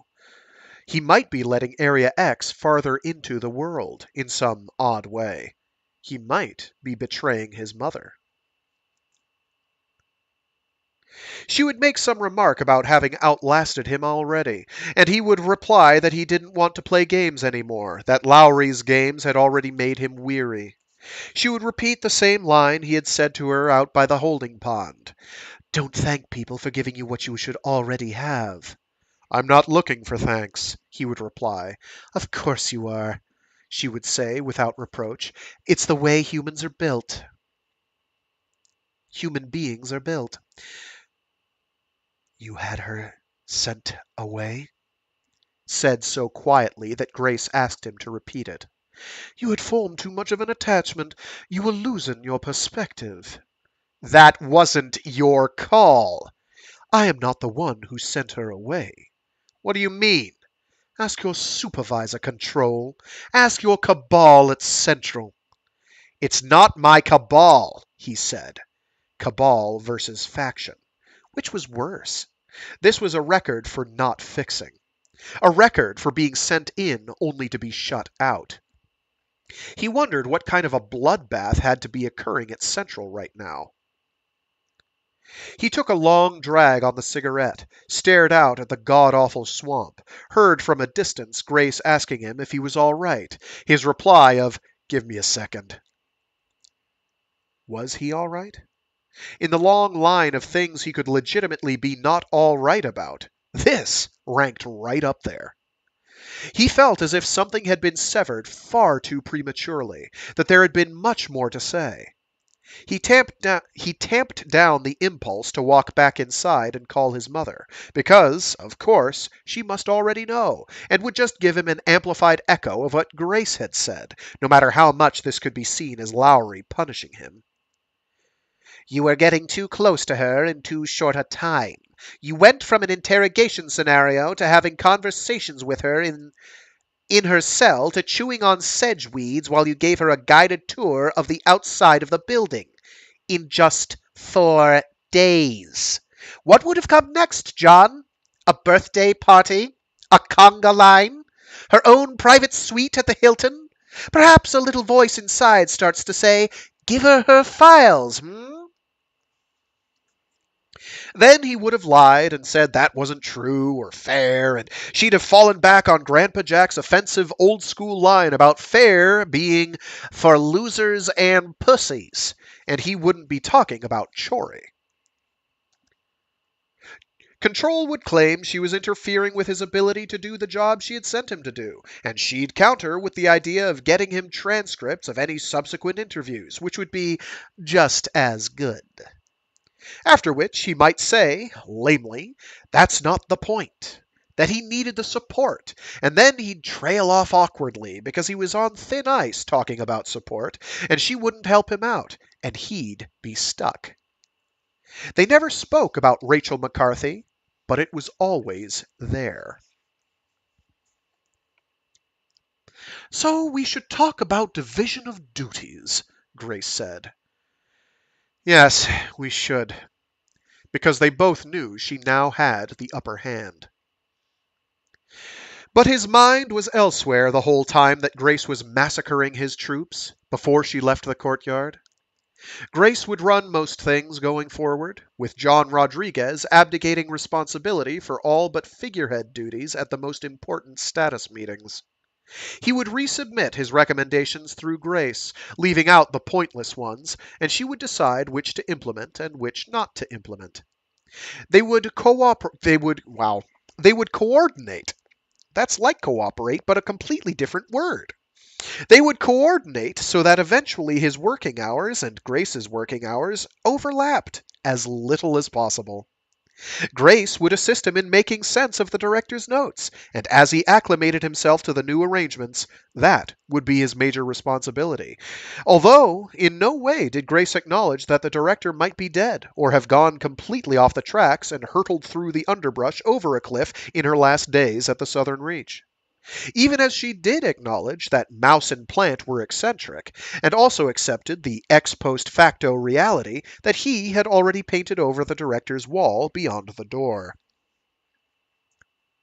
None of which, in this rout, this retreat that had no vanguard or rear guard, but was just a group of desperate men hacking at the muck and mire of a swamp with outdated swords while Cossacks waited for them on the plain, went completely against Control's true wishes anyway, but this was not how he had seen it coming, with Grace dictating the terms of his surrender.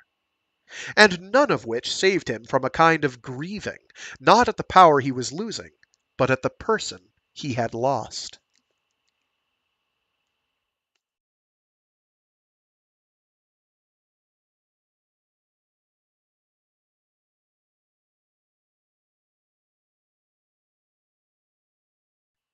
Still out there, smoking, after Grace had left, with a pat on his shoulder that was meant as sympathy but felt like failure.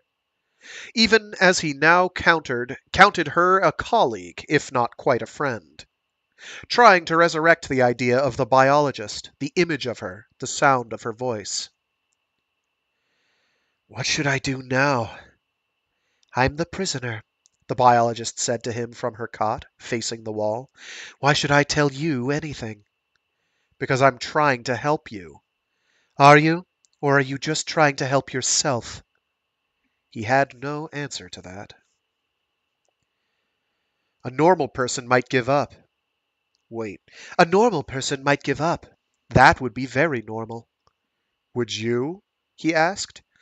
No, but I'm not normal. Neither am I. Where does that leave us? Where we've always been. But it didn't. Something had occurred to him, finally seeing the janitor. Something about a ladder and a light bulb.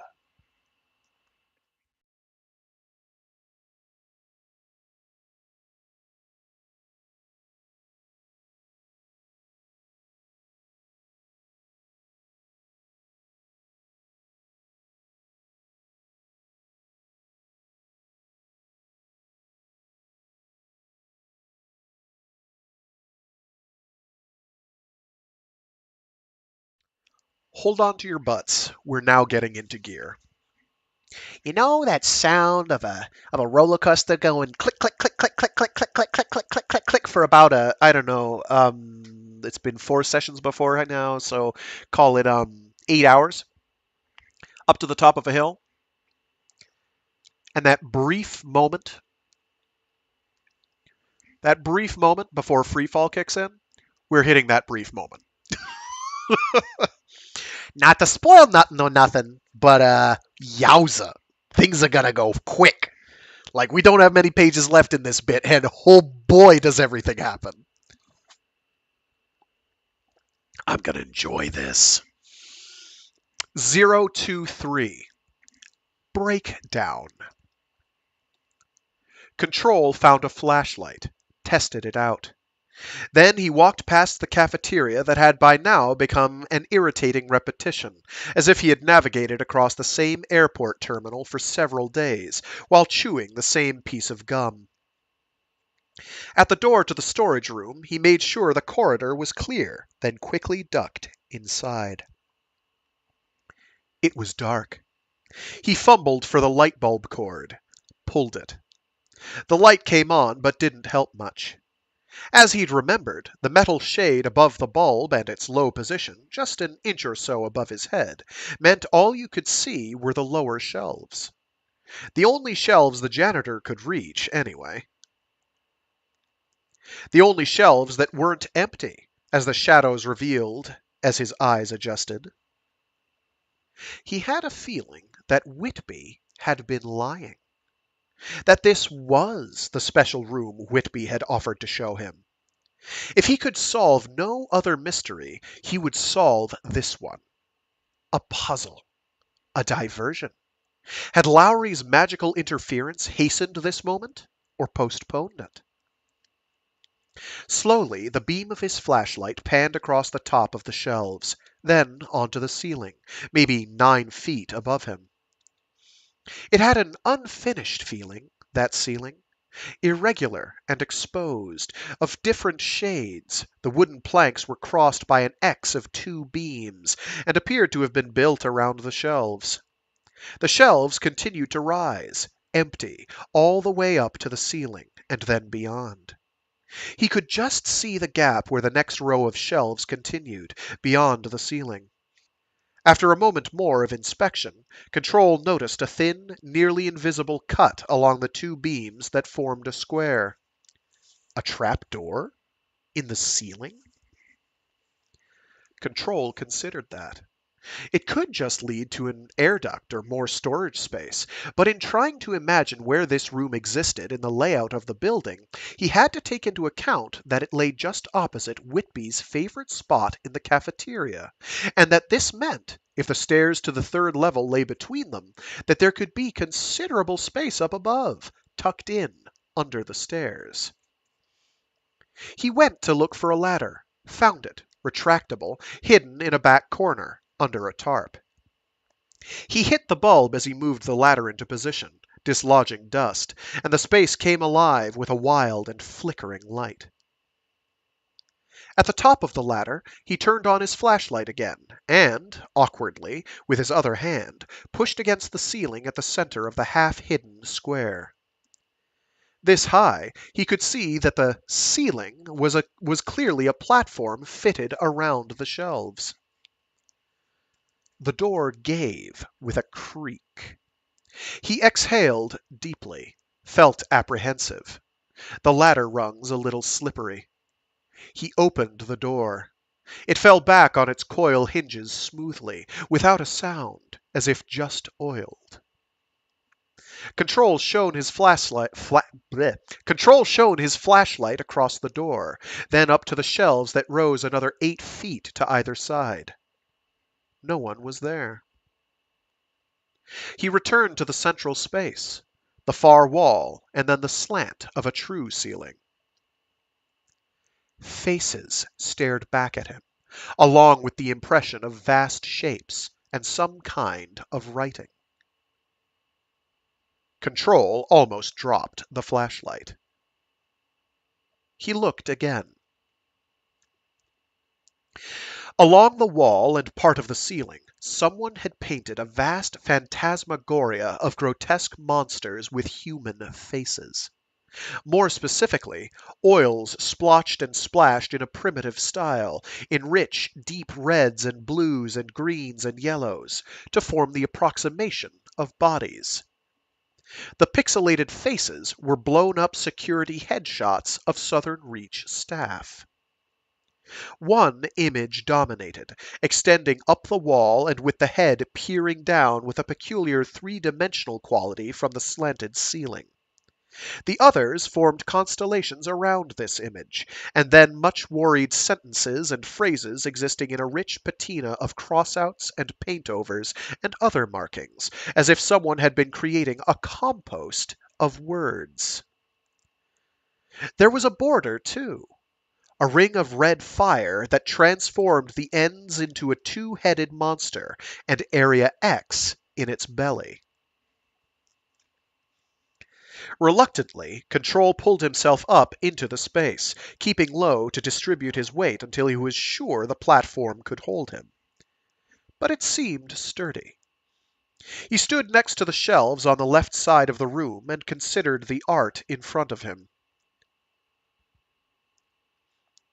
The body that dominated the murals or paintings, or whatever word applied, depicted a creature that had the form of a giant hog and a slug commingled. Pale painted skin mottled with what was meant to be a kind of mangy light green moss. The swift, broad strokes of arms and legs suggested the limbs of a pig, but with 3 thick fingers at their ends. More appendages were positioned along the midsection. The head, atop a too small neck, rendered in a kind of gauzy pink-white, was misshapen, but anchored by the face pasted onto it, the glue glistening in the flashlight beam. The face Control recognized from the files. the psychologist from the final 11th expedition, a man who, before his death from cancer, had said in the transcripts, "It was quite beautiful, quite peaceful in Area X," and smiled in a vague way. But here he had been portrayed as anything but peaceful. Using a pen, someone, Whitby?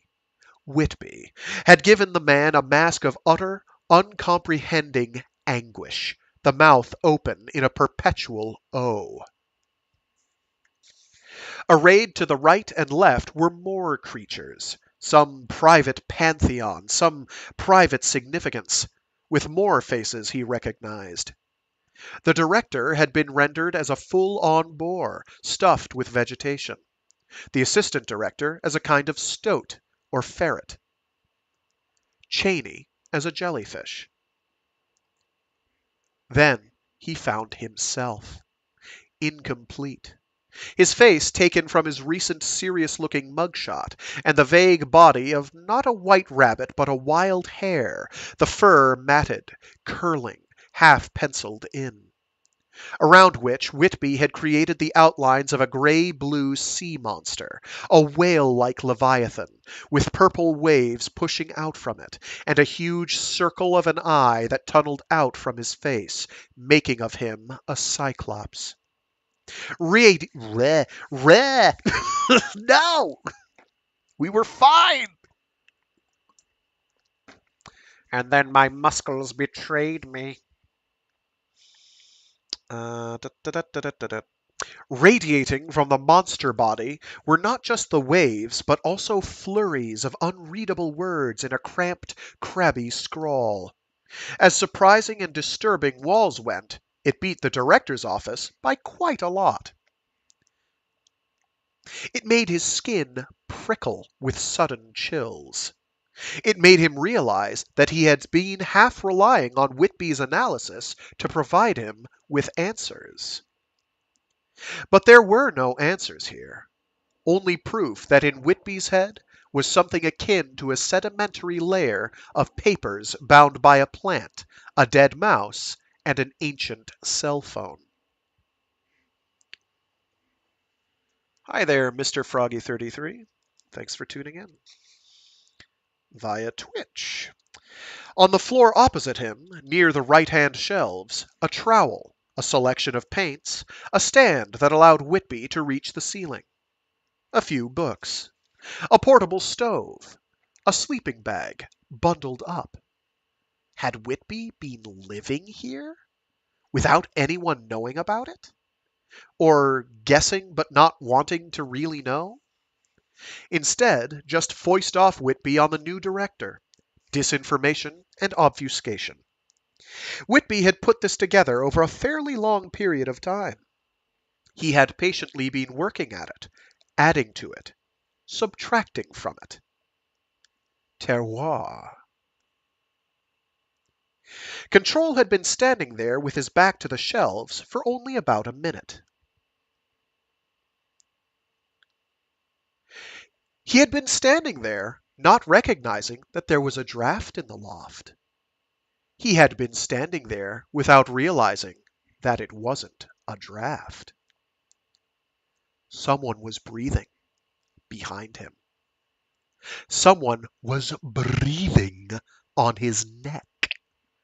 The knowledge froze him, froze the cry of "Jesus fuck!" in his throat.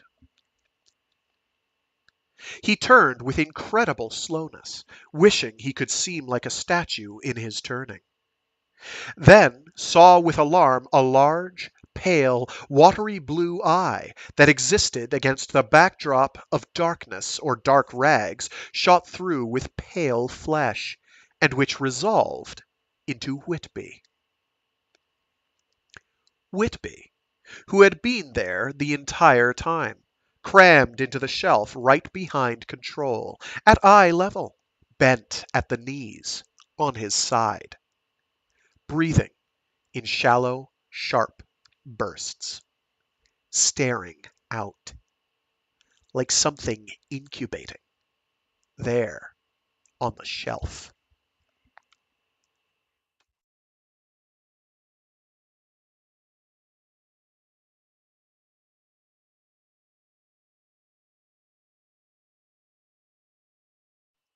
At first, Control thought that Whitby must be sleeping with his eyes open. A waxwork corpse. A tailor's dummy.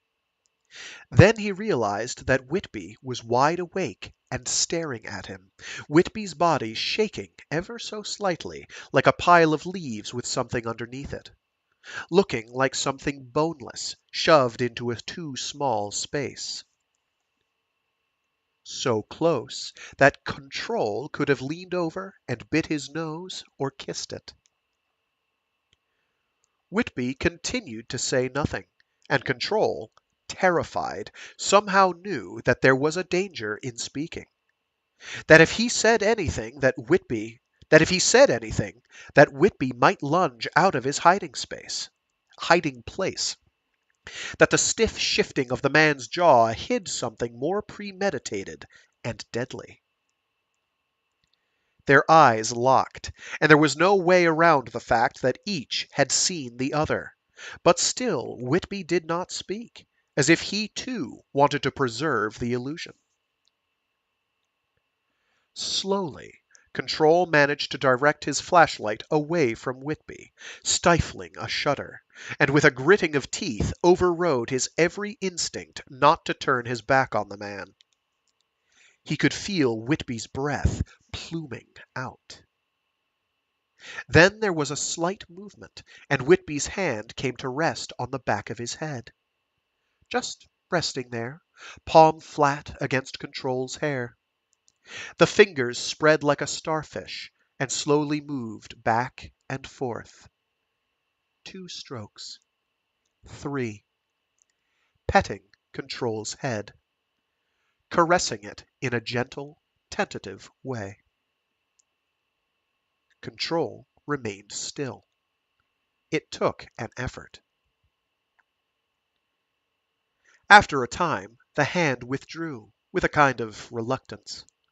Control took 2 steps forward, then another. Another. Whitby did not erupt out of his space. Whitby did not make some inhuman sound. Whitby did not try to pull him back into the shelves. He reached the trap door without succumbing to a shudder, lowered himself legs first into that space, found the ladder with his feet, slowly pulled the door closed, not looking toward the shelves, even in the dark. Felt such relief with it closed, then scrambled down the ladder. Hesitated, then took the time to lower and fold away the ladder. Forced himself to listen at the door before he left the room, leaving the flashlight in there. Then walked out into the bright, bright corridor, squinting, and took in a huge breath that had him seeing dark spots, a convulsion he could not control and wanted no one to see. After about 50 steps, Control realized that Whitby had been up in the space without using the ladder. Imagined Whitby crawling through the air ducts, his white face, his white hands, reaching out.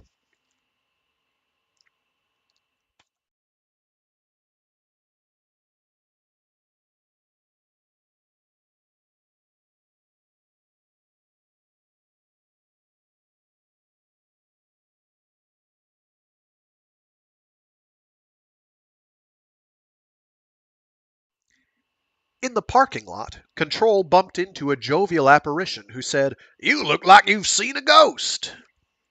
He asked this apparition if he had heard anything strange in the building over the years, or seen anything out of the ordinary. Inserted it as small talk, as breathing space, in what he hoped was just a curious or joking way. But Cheney flunked the question, said, "Well, it's the high ceilings, isn't it? Makes you see things that aren't there. Makes the things you do see look like other things. A bird can be a bat. A bat can be a piece of floating plastic bag. Way of the world, to see things as other things. Bird leafs, bat birds, shadows made of lights. Sounds that are incidental but seem more significant. Never going to seem any different wherever you go." A bird can be a bat. A bat can be a piece of floating plastic bag. But could it? It struck Control, hard, that he might not have Cheney any more sussed out than Whitby.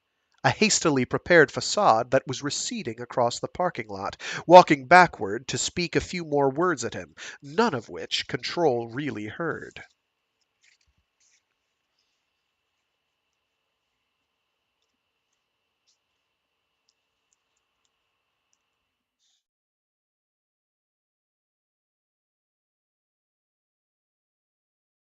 Then, starting the engine and released past the security gate, almost without a memory of the drive or of parking along the river walk, Control was mercifully free of the southern reach and found himself down by the Headley Pier.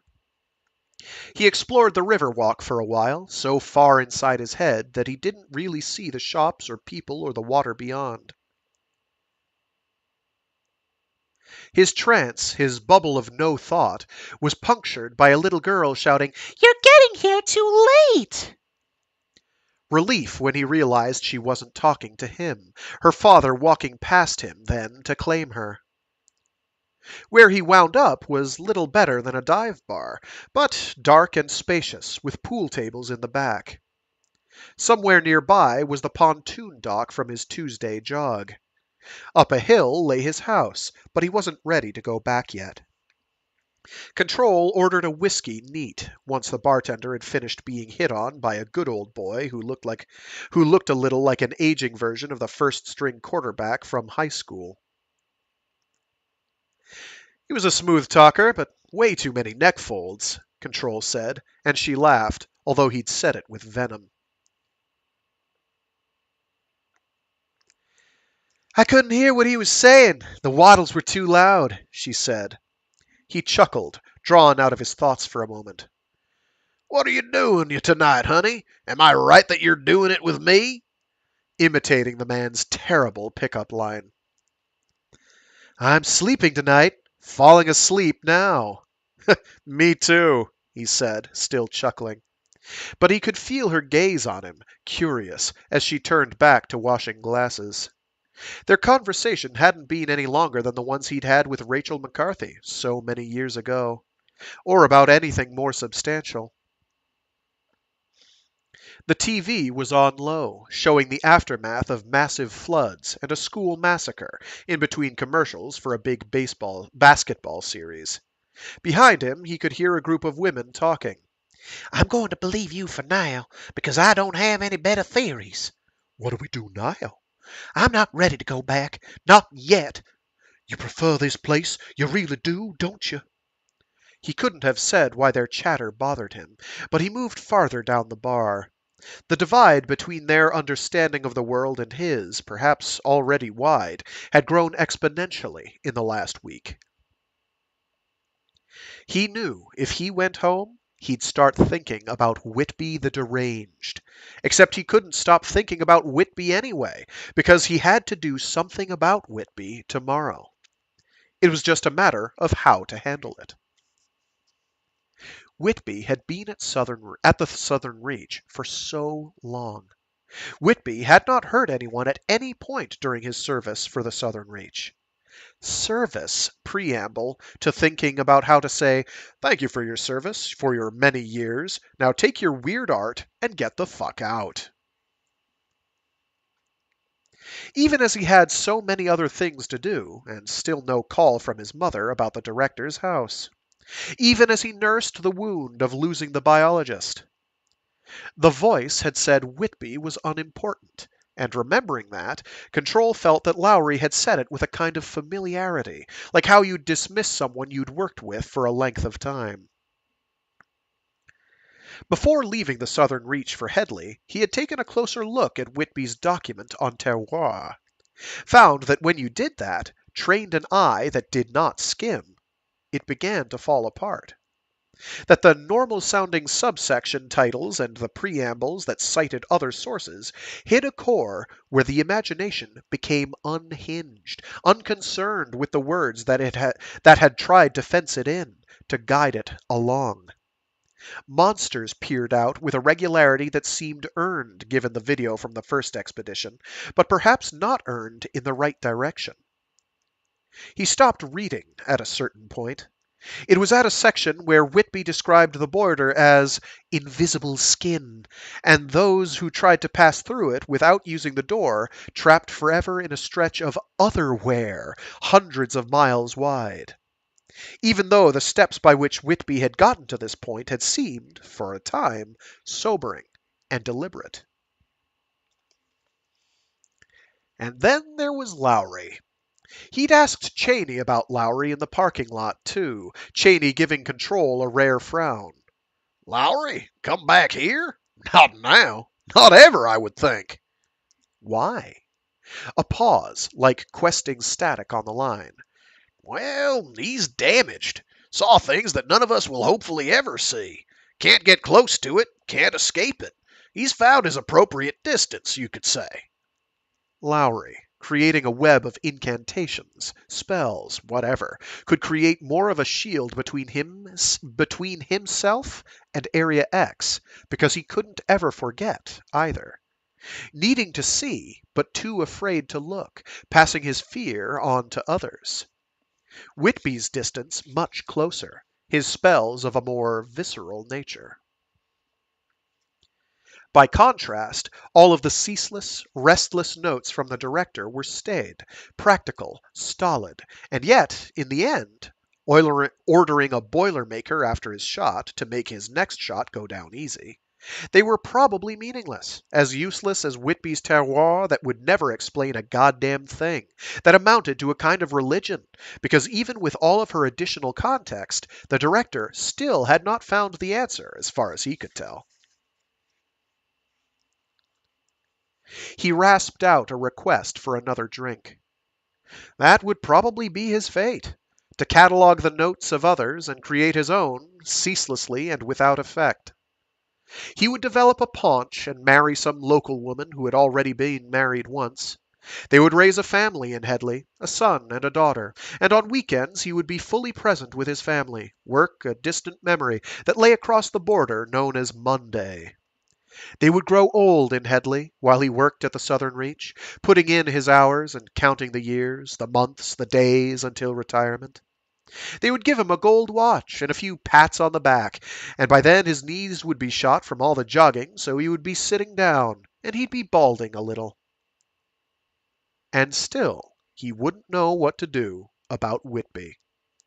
And he would still miss the biologist. And he might still not know what was going on in Area X. The drunk man came up and shook him out of his thoughts with a slap on his back. You look like I know you. You look kind of familiar. What's your name, partner? Rat poison, Control said. The truth was, if the man who looked like the high school quarterback had responded by turning into something monstrous and torn him out into the night, part of Control wouldn't have minded, because he would have been closer to the truth about Area X. And even if the truth was a fucking maw, a fanged maw that stank like a cave full of putrefying corpses, that was still closer than he was now.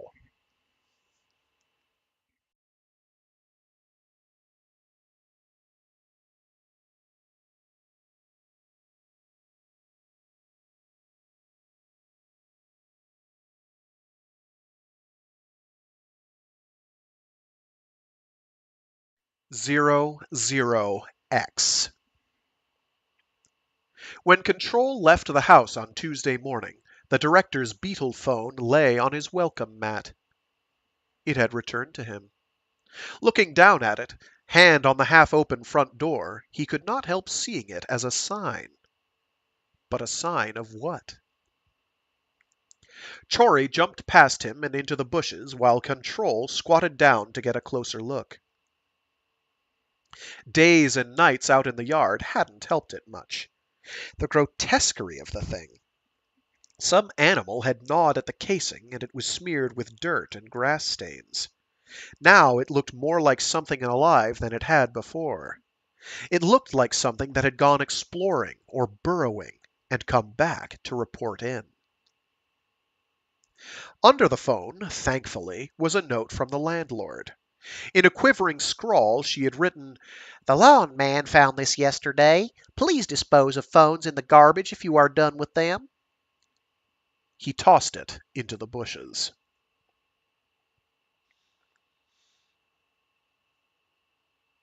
In the morning light, during that ever longer walk through the doors and down the corridor to his office, Control's recollection of Whitby on the rack, stuffed into a shelf, the disturbing art on the wall, took on a slightly changed, more forgivable texture.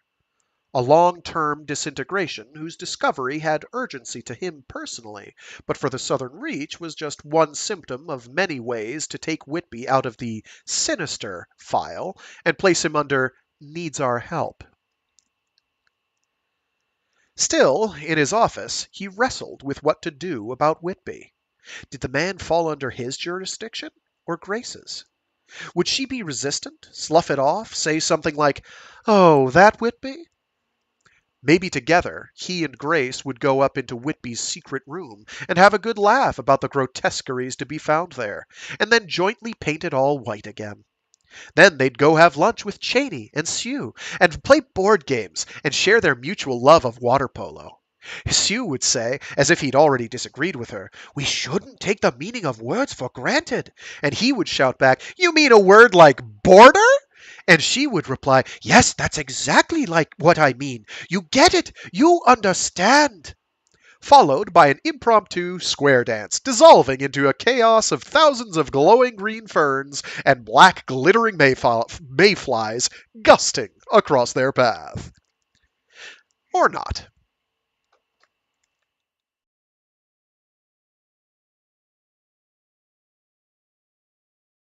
With a snarl of frustration, Control put aside the question of Whitby and buried himself again in the director's notes, kept Grace's intel about the director's focus in mind, while trying to divine from those dried entrails more than they might actually contain. From Whitby, he wanted for the moment only distance and time, so that there would be no hand reaching out to him. He returned to the lighthouse, based on what Grace had told him. What was the purpose of a lighthouse? To warn of danger, to guide coastal vessels, and to provide landfall for ships. What did it mean to the Southern Reach, to the director? Among the layers in the locked drawer, the most prominent concerned the lighthouse, and that included pages he had confirmed with Grace came from an investigation that was inextricably tied to the history of the island to the north. That island had had numerous names, as if none would stick, until now it was simply known as Island X at the Southern Reach, although some called it Island Y, as in, why are we bothering to research this? What did fascinate, even resonate, was the fact that the beacon in the lighthouse on the coast had originally been placed in a lighthouse built on Island X. But shipping lanes had shifted, and no one needed a lighthouse that helped ships navigate the shallows. The old lighthouse fell into ruin, but its eye had been removed long before. As Grace had noted, the beacon interested the director the most. A first-order lens that constituted not just a remarkable engineering feat, but also a work of art. More than 2,000 separate lenses and prisms had been mounted inside a brass framework. The light from at first a lamp and then a light bulb was reflected and refracted by the lenses and prisms to be cast seaward. The entire apparatus could be disassembled and shipped in sections. The light characteristics could be manipulated in almost every conceivable way. Bent, straightened, sent bouncing off surfaces in a recursive loop so that it never reached the outside. Sent sideways. Sent down onto the spiraling steps leading up to the top. Beamed into outer space. Slanted past the open trap door where lay so many journal accounts from so many expeditions. An alarming note that Control dismissed because he had no room left in his brain for harmful speculation, X'd out and crumpled on the back of a ticket for a local Bleekersville production of some atrocity called Hamlet Unbound. More journals exist than accounted for by expedition members. He hadn't seen anywhere a report on the number of journals. No count on that. The Seance and Science Brigade, which had operated along that coast since the 50s, had been obsessed with the twin lighthouses. As if the S&SB had shared something personally with her, the director had zeroed in on the beacon's history, even though the Southern Reach as an institution had already ruled it out as evidence pertaining to the creation of Area X. The number of ripped-out pages and circled passages in a book entitled Famous Lighthouses noted that the beacon had been shipped over just prior to the states dissolving into civil war, from a manufacturer whose name had been lost along the way.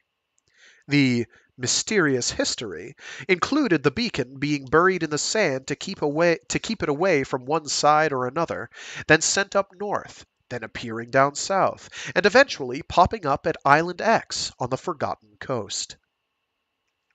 Control didn't find the history mysterious so much as hectic, over-busy, thinking of the amount of effort that had gone into carting and dragging this beacon, even in its constituent pieces, all over the country. The number of miles the beacon had traveled before finding a permanent home. That was really the only mystery, along with why anyone had thought to describe the fog signal as sounding like 2 large bulls hung up by their tails. Yet this had captivated the director, or seemed to have, roughly around the time of the planning for the 12th expedition, if he could trust the dates on the article excerpts. Which did not interest Control as much as the fact that the director kept annotating, amending, adding data and fragments of accounts from sources she did not accredit. These sources maddeningly not in Grace's DMP archive, and not alluded to in any of the notes he had looked through. This frustrated him. The banality of it, too, as if ceaselessly reviewing what she already knew for something she felt she had missed. Was the message coming down to Control from the director that he should resurrect old lines of inquiry? Or that the Southern Reach had run out of ideas, had begun to endlessly recycle, feeding on itself? How Control hated his own imagination, wished it would just shrivel up and turn brown and fall out of him. He was more willing to believe that something was staring out at him from the notes, something hidden looking at him, than to accept that the director had been pursuing dead ends. And yet he couldn't see it. He could still only see her searching, and wonder why she was searching so hard. On impulse, he took down all of the framed images on the far wall and searched them for anything hidden, took off the back mats, disassembled them entirely. But he found nothing. Just the reeds, the lighthouse keeper, his assistant, and the girl staring out at him from more than 30 years ago.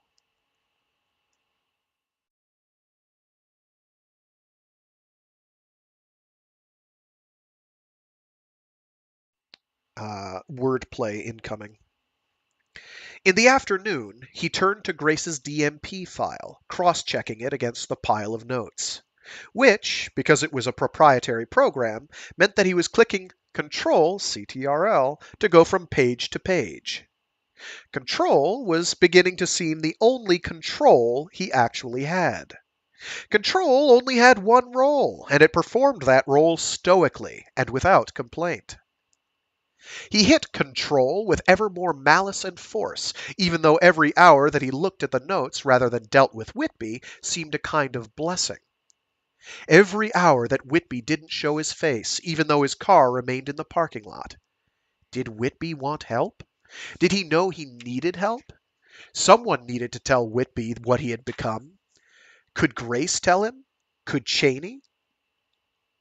No, they had not told him yet. Control, control, control. Always too many pages. Control this, control that. Control crescendos and arias. Control always clicking past information, because the information he found on the screen seemed to lead nowhere anyway, while the vast expanse of clutter that spread out in waves from his desk to the far wall contained too much. His office began to close in on him. Listless pushing around of files and pretended efforts to straighten bookshelves had given way to further internet searches on the places the biologist had worked before joining the 12th expedition. This activity had proven more calming, each vista of wilderness more beautiful than the last.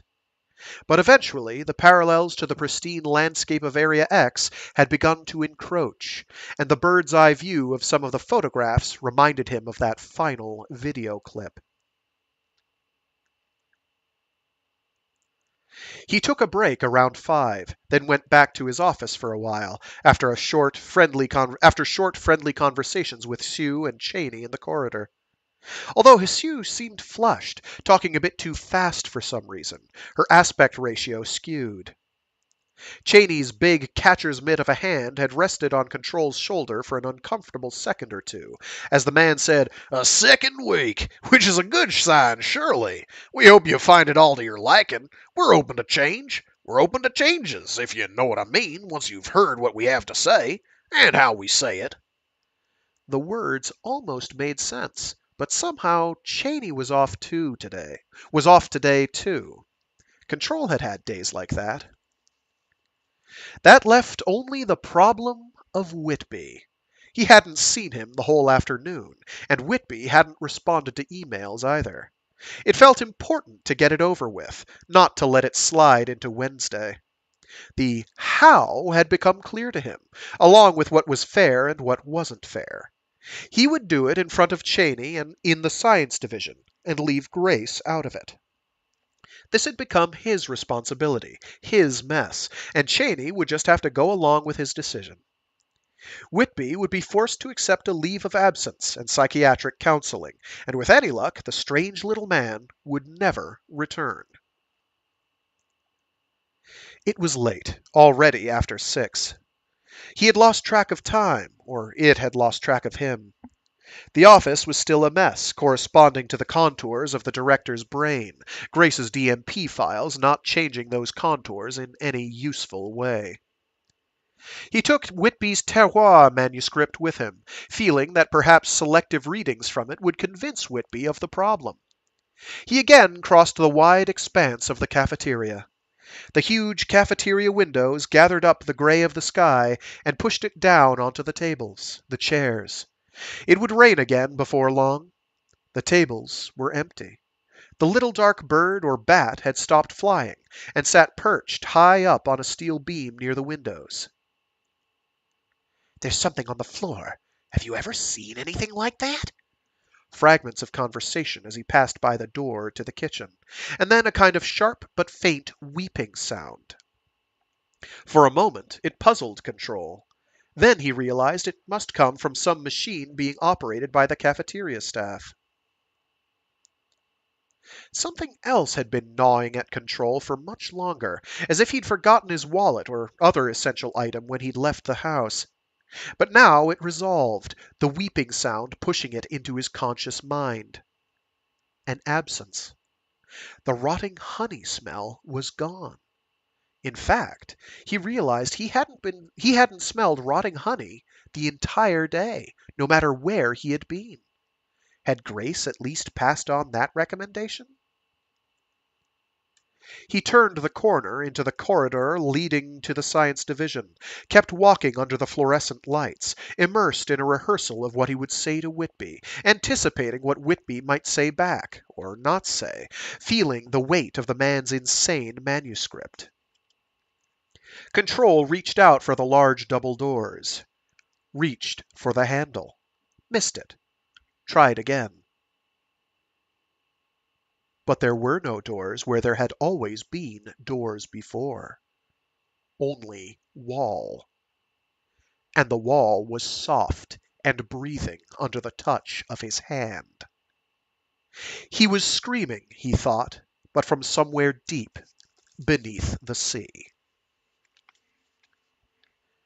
So, you know that moment after the free fall starts? That silent moment right before free fall on a roller coaster? Now we just got past it and we're on the downhill. So actually, the climax, technically, this is the climax. We just hit the climax and everything is Crazy Town from here on out. But we had a nice hint of Crazy Town with Whitby earlier. Whitby's a creepy little dude. He's a creepy little dude. So that's where we're going to call it for today, for this week. And next week we will read the final portion. We got that done in 6 chunks. That's not too shabby. Yeah, it was a bit longer than I thought it would be, but it's fine. So yeah, thanks to everyone who tuned in. It's awesome to see people tuning in. It's a good feeling. I'm sorry for all the people who appear to have dipped. I don't know how many people we had, like 6 on briefly. That's awesome. That's a rarity for me. Again, if you, I do these every week, starting about start. Wow, I am slurring my words. I hope I haven't been doing that the entire time.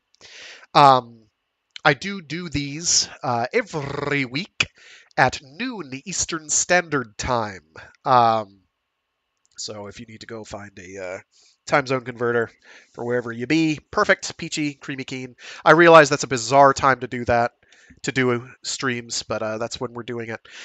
If you're listening to this after the fact, I do them live.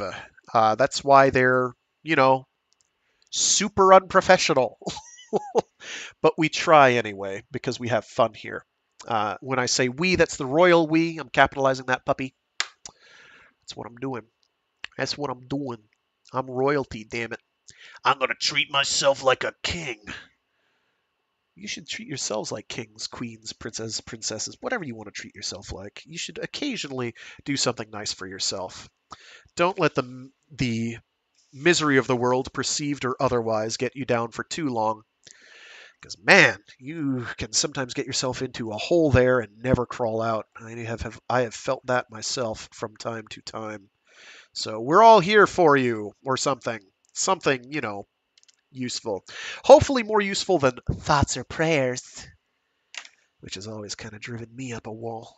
The first time I saw that start appearing back in the early aughts, and I was like, wait a minute, thoughts and prayers? What the fuck? What is that supposed to accomplish? Thoughts and prayers? Wow, you're just saying something to say something. Anyway, that'll be the ramble. Yeah, see you all next week. Enjoy your weekends. Stay safe, stay sane, stay toasty or cool as per your preference, and be decent to each other. See you all next time. Let's see. Next week will be what, the 28th? Yeah, the 28th. Okay. I've got kind of a confusing schedule on or around that time, so I just have to figure it. No, that's fine. I'll be fine for that. It's the week after that I'll figure it out. So next week is no problem. Everything as per usual. Oh man, love, peace, and pizza grease. That sounds freaking great right now. I'm so hungry. I think I might have a slice of cold pizza floating around. Tots and pears. Yeah, there we go. Tater tots. I like pears too. Oh, what is going on out there? Never mind. We're not going to think about that. I just have to walk past that later. I'm going to deal with that mess at some later date. How did they get there? I didn't hear sirens. Did anyone else hear sirens? Whatever. Yeah, so see you all later. Have fun. That's it. That's all I got. Until next time.